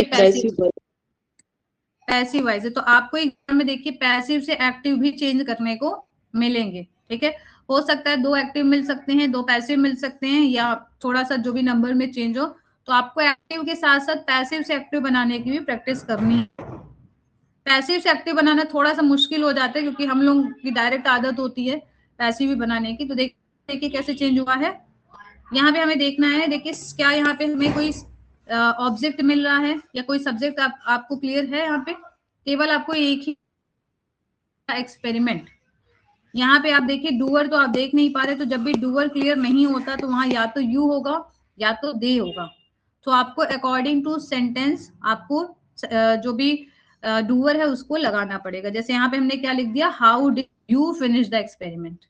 ओके, ये आपके लिए ये भी सेंटेंस इंपॉर्टेंट है, इसे आप अपने नोट्स में ऐड कर लेंगे। ओके, नेक्स्ट है how do you right that word. तो ये तो सिंपल है आपके लिए। अब देखिए मॉडल वर्ब को आप कैसे लिखेंगे, कैन है जैसे यहाँ पे, तो can you play a violin, इसका आप क्या कर देंगे, मैंने आपको बताया इसमें आपको हमेशा बी लगाना है और वर्ब की थर्ड फॉर्म लिखनी है। ठीक है, तो कैन के साथ सेंटेंस को स्टार्ट करेंगे क्योंकि ये इंट्रोगेटिव है। ओके, क्या आप कर देंगे, यहाँ पे ऑब्जेक्ट हमारा क्या है, अ वायलिन, ऑब्जेक्ट क्या है, अ वायलिन, सब्जेक्ट क्या है, यू। तो आप क्या लिखेंगे, can a violin be played, verb की third form played by you. ठीक है, same as can anyone cure it. तो एनीवन के साथ हमने क्या रूल पढ़ा था बताइए, अगर एनीवन है, समवन है, समबडी है, बडी है, नो वन है, तो क्या करेंगे बताइए। इनको नहीं एज अ ऑब्जेक्ट नहीं यूज करेंगे, इन्हें हम नहीं यूज करेंगे। इंडेफिनिट जितनी भी प्रोनाउन आपको दिखेगी सेंटेंस में आप उसे नहीं लगाएंगे। अगर आप लगाते हैं तो आपका वो आंसर गलत हो जाएगा, आपको इसका कोई नहीं मिलेगा। भले ही आप सोचे कि रूल के अनुसार तो हमें लगाना चाहिए क्योंकि यहाँ एनीवन लिखा है, तो ये आपको अवॉइड करना है। तो यहाँ पे आप क्या करेंगे, कहाँ से स्टार्ट करेंगे, कैन से स्टार्ट करके फिर आप लिखेंगे it, can it be cured by anyone आप नहीं लिखेंगे। ठीक है, तो इसको भी आप अपने नोट्स में ऐड कर सकते हैं। अब देखिए नेक्स्ट जो रूल है वो है इम्परेटिव से रिलेटेड। एक्टिव पैसिव में देखिए 2 दिन की क्लास लग जाएगी, हो सकता है 1 दिन और भी लग सकती है। ठीक है, इम्परेटिव में देखिए रिक्वेस्ट, ऑर्डर, एडवाइस, सजेशन और प्रोहिबिशन। किसी चीज को जब प्रोहिबिट किया जाता है, मना किया जाता है, तब वहां पे इम्परेटिव सेंटेंस यूज होते हैं। तो सबसे ज्यादा जो इम्पोर्टेंट है, जो मतलब जहां से कॉम्प्लिकेशन स्टार्ट होती है, वो यही तरह के सेंटेंस है, इसी तरह के सेंटेंस है। जैसे एक सेंटेंस है पिक अप द बॉक्स, इसका स्ट्रक्चर आप देख लीजिए, लेट ऑब्जेक्ट बी और पास्ट पार्टिसिपल का आप यूज करेंगे। तो जैसे ही अब इंपरेटिव सेंटेंस देखेंगे आपको लेट वाला स्ट्रक्चर याद करना है। क्या लिखेंगे? शुरुआत में लेट लिखेंगे, फिर उसके बाद ऑब्जेक्ट लिखेंगे, यहाँ पे द बॉक्स ऑब्जेक्ट है आपका, उसके बाद आपको बी ऐड करना है और फिर पिग का आप थर्ड फॉर्म लिख देंगे, picked up. Okay, let the box be picked up. Next sentence bring it home, तो यहाँ पे आप इट को फोकस करेंगे, क्या लिखेंगे? लेट इट बी, वर्ब का थर्ड फॉर्म क्या है? Brought home. ओके, नेक्स्ट है do it at once, do it at once, तो यहाँ पे आपको इट पे फोकस करना है, क्या लिखेंगे आप? Let it be done once again. यहाँ पे देखिए वंस को क्या लिख दिया कि वंस अगेन। ओके, चाहे तो आप अगेन हटा सकते हैं, कोई जरूरी नहीं है आप अगेन लिखें, let it be done once आप लिख सकते हैं। ओके, अच्छा एक सेंटेंस है जो मैं आपको दे रही हूँ, सेंटेंस बताइए, इसका बताइए आंसर। क्लोज द डोर, इसका आप क्या लिखेंगे पैसिव वॉइस? लेट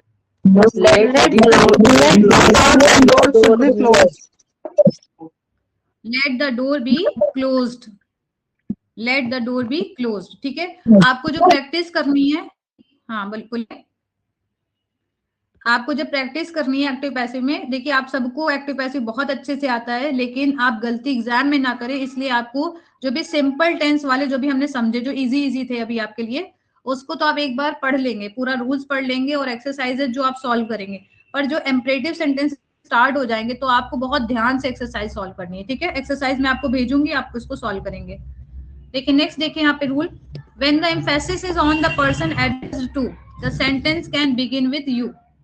यहाँ पे देखिए क्या है, अगर इसी से रिलेटेड रूल है कि अगर एम्फेसिस बहुत ज्यादा जोर दिया जा रहा है किसी पर्सन पे जिसे एड्रेस कर रहा है, तो हम सेंटेंस को यू से भी स्टार्ट कर सकते हैं। ठीक है, ये आपको ध्यान रखना है। जैसे देखिए बी पेशेंट प्लीज, एक सेंटेंस है बी पेशेंट प्लीज, तो यहाँ पे आप कंफ्यूज हो सकते हैं कि हम कैसे लिखें। तो प्लीज क्योंकि यहाँ पे दिया है, तो प्लीज से हम क्या लिख सकते हैं? You are requested. प्लीज से हम लिख सकते हैं यू आर रिक्वेस्टेड, और उसके बाद हमको टू बी लगाना है। ठीक है, टू लगाना है, बी पेशेंट ऑलरेडी दिया है, you are requested to be patient. इसको आप थोड़ा सा याद रखेंगे। जैसे कि एक सेंटेंस है प्लीज हेल्प मी, तो आप क्या लिखेंगे? You are requested to help me. वहां पे बी नहीं लगा है तो आपको बी नहीं लगाना होगा। ऐसे सेंटेंसेस में आपको इन्फेंटिव का यूज करना है। ठीक है, नेक्स्ट सेंटेंस है बी इन द क्वे। क्वे क्या होता है? जो लाइन होती है ना, क्यू, नॉट क्वे, क्यू जो होती है, लाइन जो होती है, उसके लिए बोला जाता है एक कतार जो होती है। ठीक है, तो यहाँ पे आप देखिए, यहाँ पे कोई प्लीज तो लिखा नहीं है, तो क्या आप इस किसी को ऑर्डर देंगे तो क्या सुनेगा? जैसे हम रेलवे में जब हम जाते हैं, जब रेलवे स्टेशन में जाते हैं, तो लोग लाइन में नहीं लगते हैं, इधर उधर लगते हैं। तो आप अगर ऑर्डर देंगे तो कोई भी लाइन में नहीं लगेगा। तो आप क्या इसे पैसिवाइज करेंगे? You are requested to be in the queue. ठीक है, you are requested to be in the queue. क्या आपको समझ में आया? ये सारे रूल्स बहुत इंपॉर्टेंट है। ठीक है, ये सब आपको बहुत अच्छे से रिवाइज करना है। नेक्स्ट रूल देखिए, when the active begins with do not, जब भी आपको एक्टिव मिले, ऐसा एक्टिव जो कि डू नॉट से स्टार्ट हो, तब पैसिव वॉइस को आपको कैसे चेंज करना है, पैसिव वॉइस में कैसे चेंज करना है, इसका पहले आप रूल समझिए। लेट नॉट से आप स्टार्ट करेंगे, उसके बाद आप ऑब्जेक्ट को लिखेंगे और बी लगा के फिर वर्ब की थर्ड फॉर्म लिखेंगे। पास्ट पार्टिसिपल का मतलब क्या होता है? वर्ब की थर्ड फॉर्म। जैसे don't let the door open, यहाँ पे एक सेंटेंस है don't let the door open, इसे आप पैसिव वॉइस क्या कर सकते हैं? लेट नॉट, यहाँ पे दिया हुआ है, लेट नॉट आप लिखेंगे, उसके बाद आपको ऑब्जेक्ट लिखना है द डोर, फिर आप लिखेंगे बी और वर्ब की third form open. Let not the door be open, अगर आप यहाँ पे late the door not be open लिख देंगे तो हो सकता है ये सेंटेंस थोड़ा सा आपके लिए थोड़ा सा कॉम्प्लिकेटेड हो सकता है। ठीक है, अदरवाइज अगर देखो तो आपको दोनों तरह के एग्जाम्पल आपको मिलेंगे, दोनों तरह के ऑप्शन मिलेंगे, तो आपको according to need of the answer आपको टिक करना है। जैसे आप नेक्स्ट सेंटेंस में देखें तो उस तरीके से भी लिखा गया है, जैसे do not beat the dog. ठीक है, do not beat the dog, यहाँ पे आप दोबारा से आप लेट से स्टार्ट करेंगे, तो यहाँ पे देखिए आप लेट नॉट स्टार्ट कर सकते हैं, let not the dog B beaten, या आप क्या लिख सकते हैं? Let the dog not be beaten. क्या आप समझ पा रहे हैं इस रूल को? आपको जैसा सेंटेंस दिया जाए उसके अकॉर्डिंग आपको ऑप्शन चूज करना है या उसके अकॉर्डिंग आपको लिखना है। अगर आप सब्जेक्ट के बाद नॉट भी लिखते हैं तो भी सही हो सकता है, लेकिन कहीं कहीं हो सकता है आपके लिए वो सही ना हो। तो ये आपको सेंटेंस देखना है, उसी के अकॉर्डिंग आप सॉल्व करेंगे। नेक्स्ट सेंटेंस है जो कि काफी इंपॉर्टेंट है, लेट मी डू इट। ये आप लोग बोलते हैं ना, जैसे आप लोग घर में काम करते हैं तो ज्यादातर लोग बोलते हैं कि मुझे ये काम करने दो, है ना। तो देखिए इसको दो तरीके से हम चेंज कर सकते हैं। पहला क्या हो सकता है, let it be done by me. क्या लिख सकते हैं, let it be done by me. या क्या लिख सकते हैं, let me be allowed to do it. क्या लिख सकते हैं, let me be allowed to do it. क्या आपको ये सेंटेंस समझ में आया। हम देखिए मी के साथ स्टार्ट कर सकते हैं या हम इट के साथ भी स्टार्ट कर सकते हैं। तो आपको दोनों तरीके से आप लिख सकते हैं, लेकिन आपको जो लिखने का जो तरीका है थोड़ा सा चेंज करना पड़ेगा। समझ रहे हैं आप। एक और सेंटेंस है don't touch it. Don't touch it, इसका क्या लिख सकते हैं आप, let it not be touched. ठीक है, let it not be touched. क्या यहां तक आपको क्लियर है।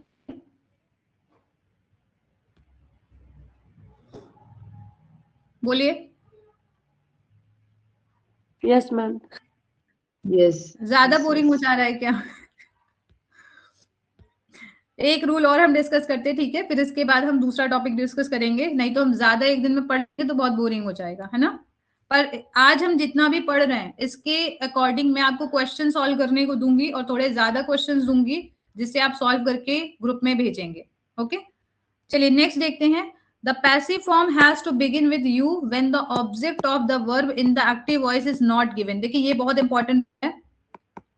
अगर एक्टिव वॉइस में कोई भी आपको सब्जेक्ट नहीं दिखता है, ठीक है, यू या कोई भी सब्जेक्ट नहीं दिखता है, तो आप पैसिव वॉइस में उसे यूज करते हैं। जैसे हमने प्लीज वाला देखा था, है ना, रिक्वेस्ट वाला देखा था, तो उसमें भी आपने यू से स्टार्ट किया था। पहला देखिए वर्क हार्ड। वर्क हार्ड में आप देख रहे हैं कोई भी आपको डूअर नहीं दिख रहा है, तो आप क्या लिखेंगे इसे, you are advised to work hard.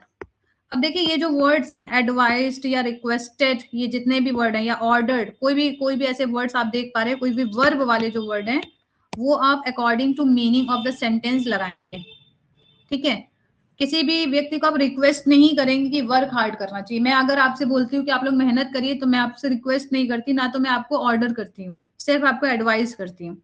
ठीक है, please lend me some money, यहाँ पे तो प्लीज ही लग गया है, तो इसमें क्या लिख देंगे, you are requested to, infinitive करेंगे, to lend me some money. Okay, kindly do this work. Kindly जो है वो क्या दिखा रहा है बताइए, काइंडली क्या ऑर्डर दिखा रहा है या सजेशन दिखा रहा है, रिक्वेस्ट। रिक्वेस्ट। ठीक है, तो यहाँ पे आप क्या लिखेंगे, you are requested to do this work, you are requested to do this work. Next है get me a glass of water. तो ये तो देखिए ज्यादातर भाई बहन लोग अपने अपने भाई बहनों से बोलते ही रहते हैं ना। छोटा भाई जो बड़ी बहन को बोलता है कि एक गिलास पानी ले आओ, बड़ी बहन बोलती है छोटे भाई को कि पानी ले आओ, है ना। तो इसमें कोई रिक्वेस्ट नहीं होती है, अगर आप रिक्वेस्ट करेंगे तो आपको मिलने की पानी ज्यादा संभावना रहेगी। ठीक है, you are order to get me a glass of water. क्या लिखेंगे, you are order to get me a glass of water. अगर आप यहीं पे प्लीज लगा तो क्या आप लिख देंगे, क्या आप चेंज करेंगे बताइए। आप लिख देंगे you are requested. Yes, you are requested. Okay, अब नेक्स्ट है, इससे भी काफी क्वेश्चन पूछे जाते हैं, ऑट टू। क्या है, ought to. Okay, you ought to respect your parents. यहाँ पे है you ought to respect your parents. तो अगर आपको ऑट टू मिलेगा या शुड का यूज मिलेगा या कैन का यूज मिलेगा, जो मॉडल वर्ब्स हैं उसमें हमेशा क्या लगाते हैं, बी लगा देंगे। तो आपको देखिए यहाँ पे सब्जेक्ट में मिल रहा है और ऑब्जेक्ट भी मिल रहा है, तो आपको ऑब्जेक्ट को सब्जेक्ट बना देना है। क्या लिख देंगे आप, your parents. Your parents ought to, इसके बाद आप क्या लगा देंगे, be. Your parents ought to be respected by you. क्या लिख देंगे, रिस्पेक्टेड बाय यू। नेक्स्ट जो है इस रूल का next sentence last, you should learn your lessons. तो हम यहाँ पे क्या लिख देंगे, your lessons should be learned, या हम क्या लिख सकते हैं, लर्नड, LEARNT, लर्नड भी आप कर सकते हैं, ये ज्यादा सही होगा, लर्नड बाय यू। ठीक है, तो आई होप आपको यहां तक क्लियर है। क्या आपको ये क्लियर है? बताइए। Yes ma'am. क्या हम आज ये वाला सेंटेंस और कर लें? ये एक sentence may God bless you वाला, उसके बाद हम एक्टिव पैसिव कल पढ़ेंगे। बताइए, या इसको भी कल करें?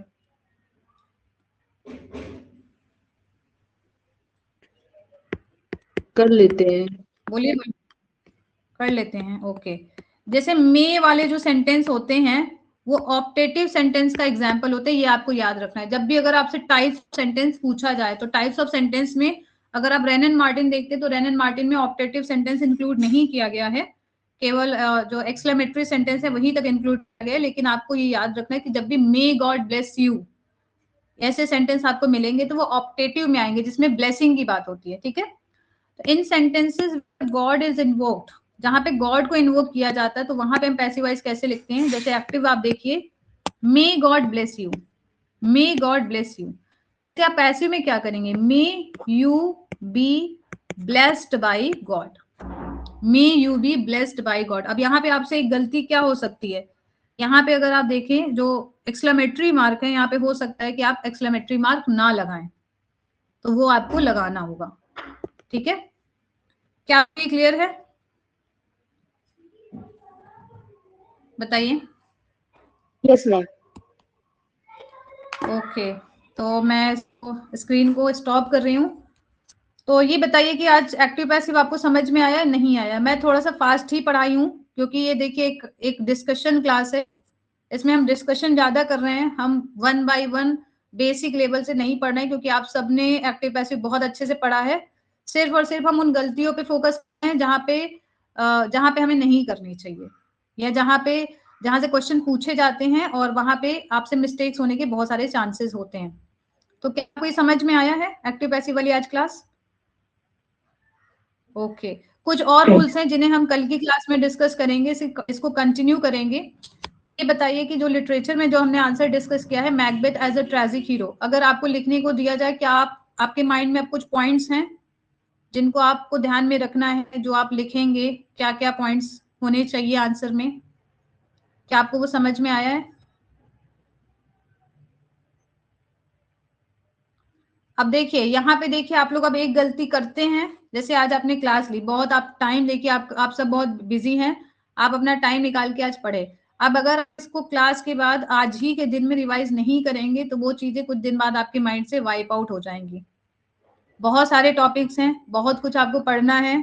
आपको ये काम करना है कि जितना भी आप पढ़ें, किसी जैसे आप अजय सर की क्लास में भी आप में से बहुत सारे लोग हैं, सर जो भी पढ़ाते हैं इस समय बहुत अच्छे से वो डील कर रहे हैं सभी टॉपिक्स को।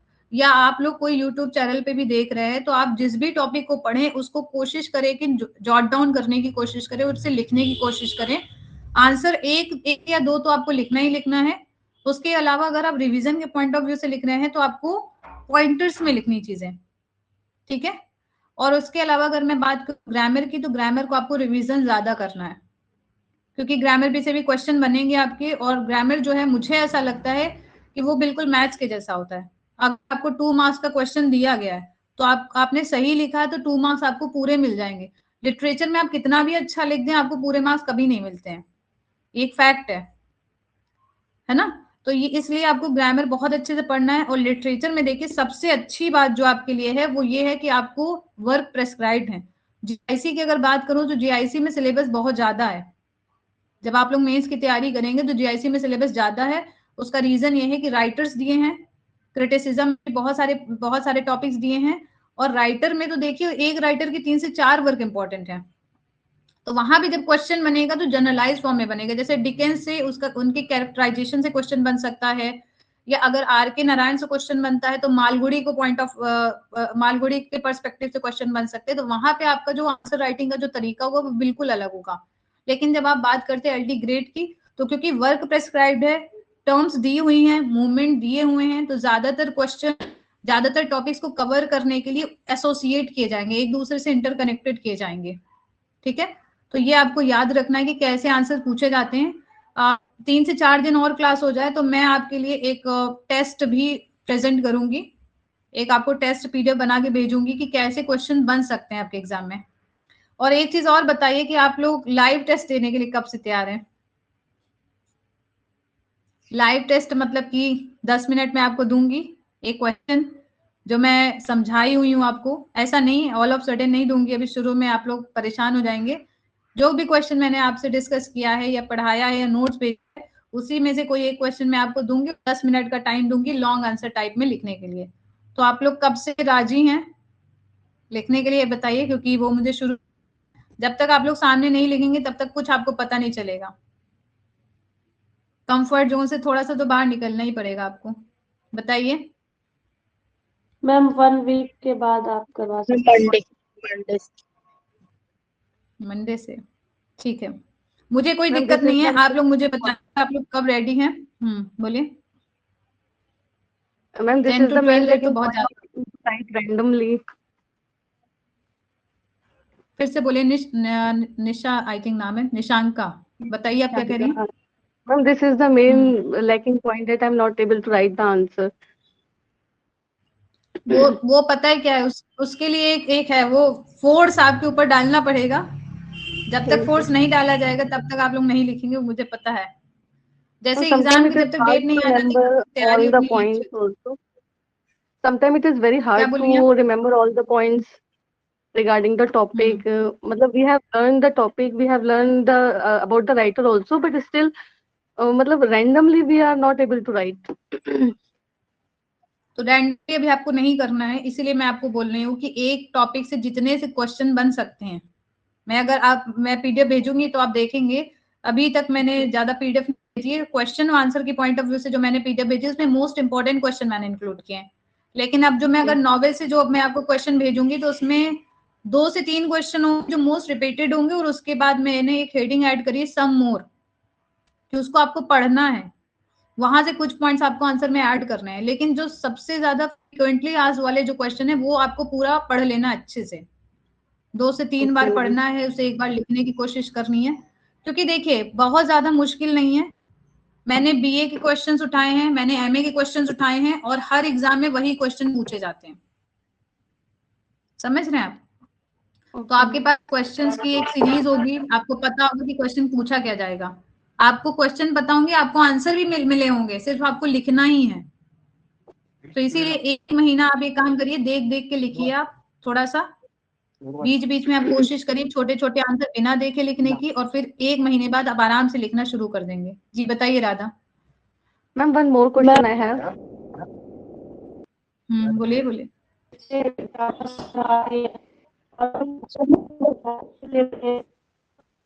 आवाज कट रही है आपकी। वो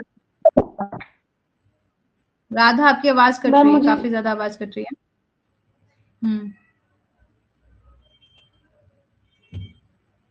बोलिए बोलिए, सुन रही हूँ मैं आपके। आप लोगों के भी कोई डाउट्स है तो आप जरूर बताइए, आप सभी लोगों को। राधा आप मैसेज कर दीजिए, ठीक है? आपकी आवाज बहुत ज्यादा कट रही है, मुझे नहीं समझ में आ रहा क्या बोल रहे हैं। और आप में से कोई कुछ बताना चाहेगा क्या प्रॉब्लम आ रही है? ये एक प्रॉब्लम तो जो मैंने सबकी एक जनरल प्रॉब्लम देखी कि आंसर मुझे आता तो है पर मैं लिख नहीं पा रही हूँ या लिख नहीं पा रहा हूँ। उसके लिए जब तक आप कई दिन लिखना नहीं शुरू करेंगे तब तक नहीं आएगा। ठीक है, देख देख के आप लिखिए। लिखने से पहले आप आंसर पढ़िए, आपके माइंड में एक होना चाहिए कि मुझे लिखना क्या है, फिर आप लिखेंगे तो समझ में आएगा। अगर आप एकदम ऑल ऑफ सडन लिखना शुरू कर देंगे तो आपको बहुत सारी चीजें याद आएंगी, और बहुत सारी चीजें आपको याद आएगी और फिर आप नहीं लिख पाएंगे।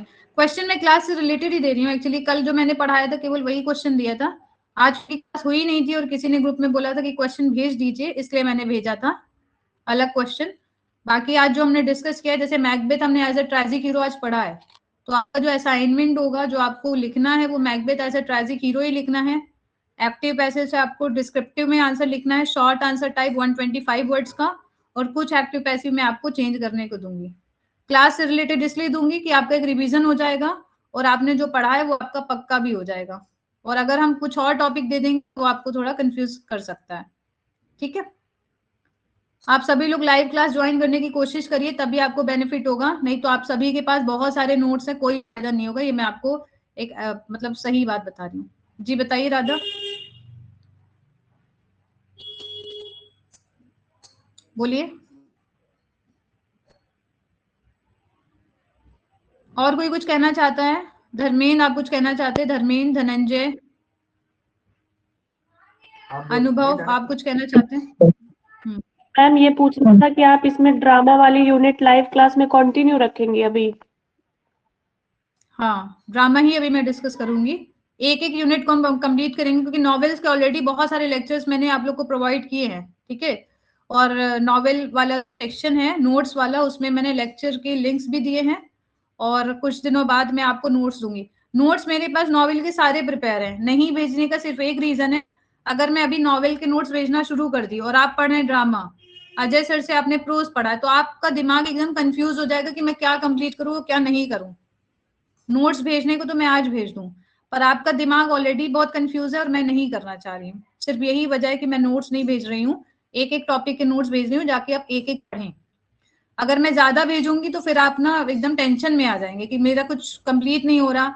आप में से बहुत लोग इस टेंशन में कि मैं बहुत पीछे हूँ, तो मैं आप लोग को ये सजेस्ट करूंगी जिनका भी गैप हो गया है या जो भी थोड़ा पीछे हो गए, अब आप ये छोड़ दीजिए कि आप पीछे हैं, कि आपका गैप हो गया। अब आप सोचिए कि मेरे पास 2 महीना और 2 महीना में मुझे कंप्लीट करना है, आज से मैंने शुरू किया है, ठीक है। आप एक 60 डेज का बनाइए, 60 डेज का आप एक जो भी आपकी स्ट्रेटजी है उसको बनाइए और फिर उसके अकॉर्डिंग टाइम को डिवाइड करके पढ़िए। अगर आप 60 डेज के अकॉर्डिंग स्ट्रेटजी बनाएंगे तो आपको पता रहेगा कि काउंट डाउन हो रहा है। 2 महीने के अकॉर्डिंग बनाएंगे तो फिर आपको लगेगा टाइम है, तो आपको लिखना पड़ेगा कि कितना टाइम आपको देना है, क्योंकि साथ में टीजीटी भी है, साथ में पीजीटी भी है, जीआईसी भी है, और जो भी कॉमन टॉपिक्स हैं जीआईसी में, पीजीटी में या टीजीटी में, उसको आप एक जगह लिखिए।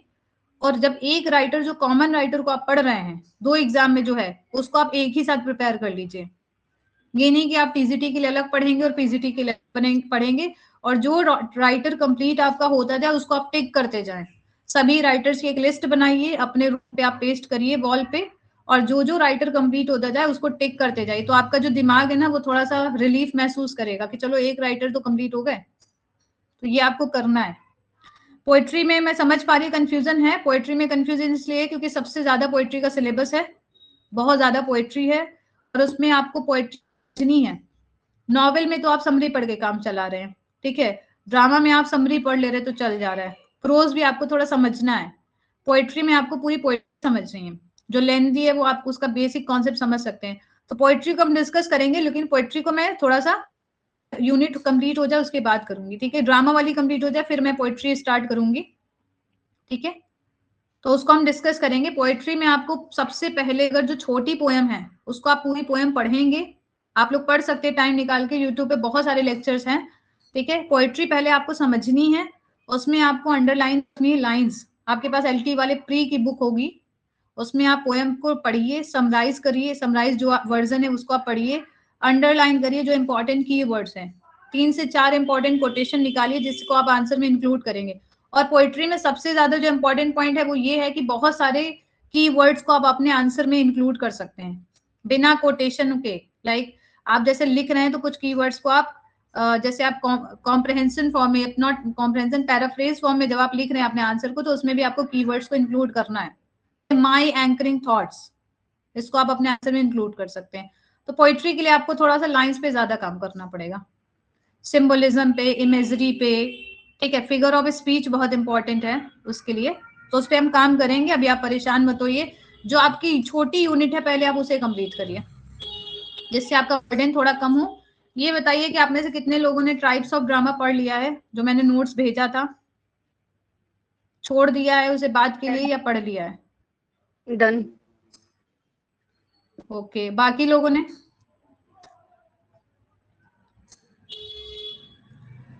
टाइप्स ऑफ ड्रामा नहीं पढ़ा है तो पढ़िए, ठीक है। उसमें मैंने आपको लाइव क्लास में ही बताया था कि इसमें कौन सा इंपॉर्टेंट है। 8 से 10 मोस्ट इंपॉर्टेंट आपको टाइप्स ऑफ ड्रामा याद रखने हैं। इन केस आपको आंसर मिलता है तो आपको लिखना है। उसमें से कई सारे ड्रामा है, जैसे एब्सर्ड ड्रामा, एग्जिस्टेंशियल ड्रामा, इसको आपको अलग से पढ़ना है, उसमें डेफिनेशन दिया हुआ है शॉर्ट आंसर के पॉइंट ऑफ व्यू से। तो अगर आपको hairy ape as an existential drama आपको लिखना है तो वहां पे आपको बहुत सारे की पॉइंट्स मिल जाएंगे, तो इसको आप अवॉइड मत करिए। और कल कभी नहीं आएगा, ठीक है, ये मैं बता दे रही हूँ आपको, कल कभी नहीं आएगा। अगले दिन आपको टेंशन हो जाएगी कि एक दिन एग्जाम की तैयारी में कम हो गया। कल तो अच्छा होली है, जो कल वाला जो कल है, तो होली है, मुझे नहीं लगता कि आप लोग पढ़ना चाहेंगे। ये बताइए कि आप पढ़ना चाहेंगे कि नहीं? Yes ma'am, no issue. ठीक है, तो शाम को हम क्लास करेंगे, ठीक है, और एक्टिव पैसिव को कंप्लीट कर लेंगे। तो आप लोग प्लीज थोड़ा सा सिंसियर हो जाइए। मुझे पता है आप लोग बहुत ज्यादा डिसिप्लिन हैं, लेकिन एलटी ग्रेड के पॉइंट ऑफ व्यू से मुझे थोड़ा डिसिप्लिन कम लग रहा है। आपके लिए अच्छा नहीं है। मैं चाह रही हूँ आप लोग सब लोग जॉब लीजिए, बढ़िया एंजॉय करिए। थोड़ा सा 2 महीने की मेहनत है, उसके बाद आप एकदम अच्छा फील करेंगे, ठीक है। तो आज की क्लास यहीं एंड करते हैं, ठीक है। और मैम आपको वन अगर कोई प्रॉब्लम आ रही है तो क्वेश्चन, आप मुझे अलग से मैसेज कर सकते हैं। बताइए Nissanka. Ma'am have you given feedback of the yesterday's work? I joined late in the शायद starting, so I don't know. You were saying that you will answer किया आपने? evaluate. Yes, ma'am, feedback. You were saying that you will give the feedback in the class. हाँ okay, तो ये मुझे याद है, अच्छा याद दिला दिया। मैंने अभी दिया नहीं है फीडबैक, 1 मिनट जरा Okay, okay. रुकिएगा। मैंने I आंसर thought you देखा have था। given the starting. I joined late, that's why I नहीं, asked. मैं शुरू में एक्चुअली आप लोग की सबसे पहले प्रॉब्लम सुनती हूँ कि क्या प्रॉब्लम आ रही है, उसको मैं सबसे पहले सुनती हूँ ताकि उसी को ध्यान में रख के मैं आंसर मतलब क्लास डील करूँ, ठीक है। आप Okay, में से ma'am. कई लोग तो आप ही ने शायद रात को रखे, मुझे ऐसा लग रहा है 2 बजे,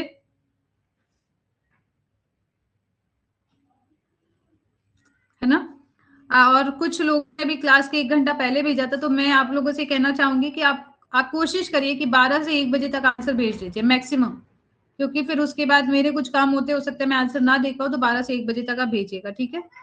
ये आंसर मुझे किसने भेजा है? रोमांटिसिज्म एंड डायलॉग राइटिंग, ये किसका आंसर है थोड़ा बताएंगे, क्योंकि इसमें नाम लिखा नहीं है आंसर में। Ma'am, it's mine, Nishanka Singh. Okay okay okay. यहाँ पे देखिए रोमांटिसिज्म का जो आपका आंसर है, ये मैंने एक्चुअली भेजा था, फिर पता नहीं इसमें क्या एरर थी तो मैंने डिलीट कर दिया था ग्रुप से। जो मैंने अपना फीडबैक दिया था, इसमें रोमांटिसिज्म में आपको बस एक चीज का ध्यान रखना है, जो मैं प्रॉब्लम देख पा रही हूँ। आपका कॉन्क्लूजन इसमें बहुत छोटा लिखा है, इसको आप सही लिखिए। जैसे 2 लाइन में आपने कॉन्क्लूजन खत्म कर दिया, और ये ज्यादातर प्रॉब्लम आपको एग्जाम में दिखेगी जब आपके पास टाइम होगा और आपको लगेगा सिर्फ आंसर कंप्लीट करना है। तो आप लोग शुरू में तो अच्छा लिखते हो, लास्ट में जाके कंक्लूजन आप लोग नहीं लिखेंगे अच्छा। और मैंने हर बार आपको बताया कि इंट्रोडक्शन अच्छा होना चाहिए और कंक्लूजन। इंट्रोडक्शन आपने काफी अच्छा दिया है, थोड़ा सा लेंथी कर दिया, तो इसे 5 लाइन तक आप लिमिट करिए, और कंक्लूजन की लाइन थोड़ा सा बढ़ाइए, ओके। अच्छा, कंक्लूजन आपने लिखा है, आपने उसके बाद एक और लाइन ऐड कर दी, इन एजेंट्स लिख दिया है, ठीक है। उस लाइन को आप हटा दीजिए, उसकी जरूरत नहीं है। दूसरी जो इसमें मिस्टेक है वो ये है कि पैराग्राफ जब आप चेंज कर रही हैं तो इंडेंटिंग, मैंने आपको कई बार आप लोग को बताया कि 1.5 जितना स्पेस आपको छोड़ना है, 1 वर्ड जितना बस। तो इसको आप थोड़ा सा फॉलो करिए, आप सभी लोगों को ये काम करना है, ठीक है। केवल 1 वर्ड जितनी आपको जगह छोड़नी है, बाकी आपने आंसर अच्छा लिखा है, ठीक है, 125 वर्ड्स के अकॉर्डिंग। दूसरा, डायलॉग राइटिंग की अगर मैं बात करूं तो डायलॉग राइटिंग आपने लिखी तो अच्छी है, बस थोड़ा सा जो कटिंग है उसको आप अवॉइड करिए, बाकी आपने अच्छा लिखा है। 1-2 जगह मुझे डायलॉग थोड़े से लेंथी लग रहे हैं, उससे आप थोड़ा सा शॉर्टन कर सकती हैं, ठीक है। और जो Okay, ओवरऑल ma'am. आपको काम करना है वो हैंड राइटिंग पे काम करना है थोड़ा सा, मतलब मेरी भी हैंड राइटिंग बहुत अच्छी नहीं है, ठीक है, लेकिन आप लोग को आंसर लिखना है तो उसको आपको सुधारना पड़ेगा थोड़ा सा, ठीक है। दूसरा है रुखसार, है यहाँ पे? रुखसार तो है नहीं, और कौन है जिनका आंसर मैंने नहीं रिव्यू किया है? रुखसार ने भेजा है मुझे, और रूपाली ने भेजा है, तो रूपाली भी अभी क्लास में नहीं है, ठीक है। तो और तो किसी ने भेजा नहीं है, तो आप लोग आंसर अपने भेज दिया करिए, क्लास के एंड में मैं रिव्यू दिया करूंगी आपको, ठीक है, और मैसेज भी कर दिया करूंगी आपको। तो आप लोग थोड़ा सा रेगुलर हो जाइए प्लीज, ये आपका बहुत अच्छा होगा। अभी 1-1, 2-2 आंसर लिखेंगे तो बहुत अच्छे से लिख पाएंगे, फिर एक ही दिन में 4-4 टॉपिक जब कंप्लीट करना होगा तो बहुत मुश्किल हो जाएगा। और 1 वीक में मैं आप लोग जितने भी टॉपिक्स कंप्लीट होंगे उसका मैं पूरा टेस्ट लूंगी आपसे। और मेरा जो टारगेट है वो ये है कि 1 हफ्ते में ड्रामा कंप्लीट करना है, ठीक है। उस साथ साथ हम पैरेलल में कुछ ग्रामर के टॉपिक्स भी कंप्लीट करेंगे। तो देखिए मेरे पास एक टाइमलाइन है कि मुझे इतने टाइमलाइन में खत्म करना है चीजें, अगर उस टाइमलाइन को आप नहीं पकड़ेंगे तो आप पीछे हो जाएंगे, ठीक है। तो चलिए आज की क्लास एंड करते हैं। Thank you so much, we will meet again in the next class, take care.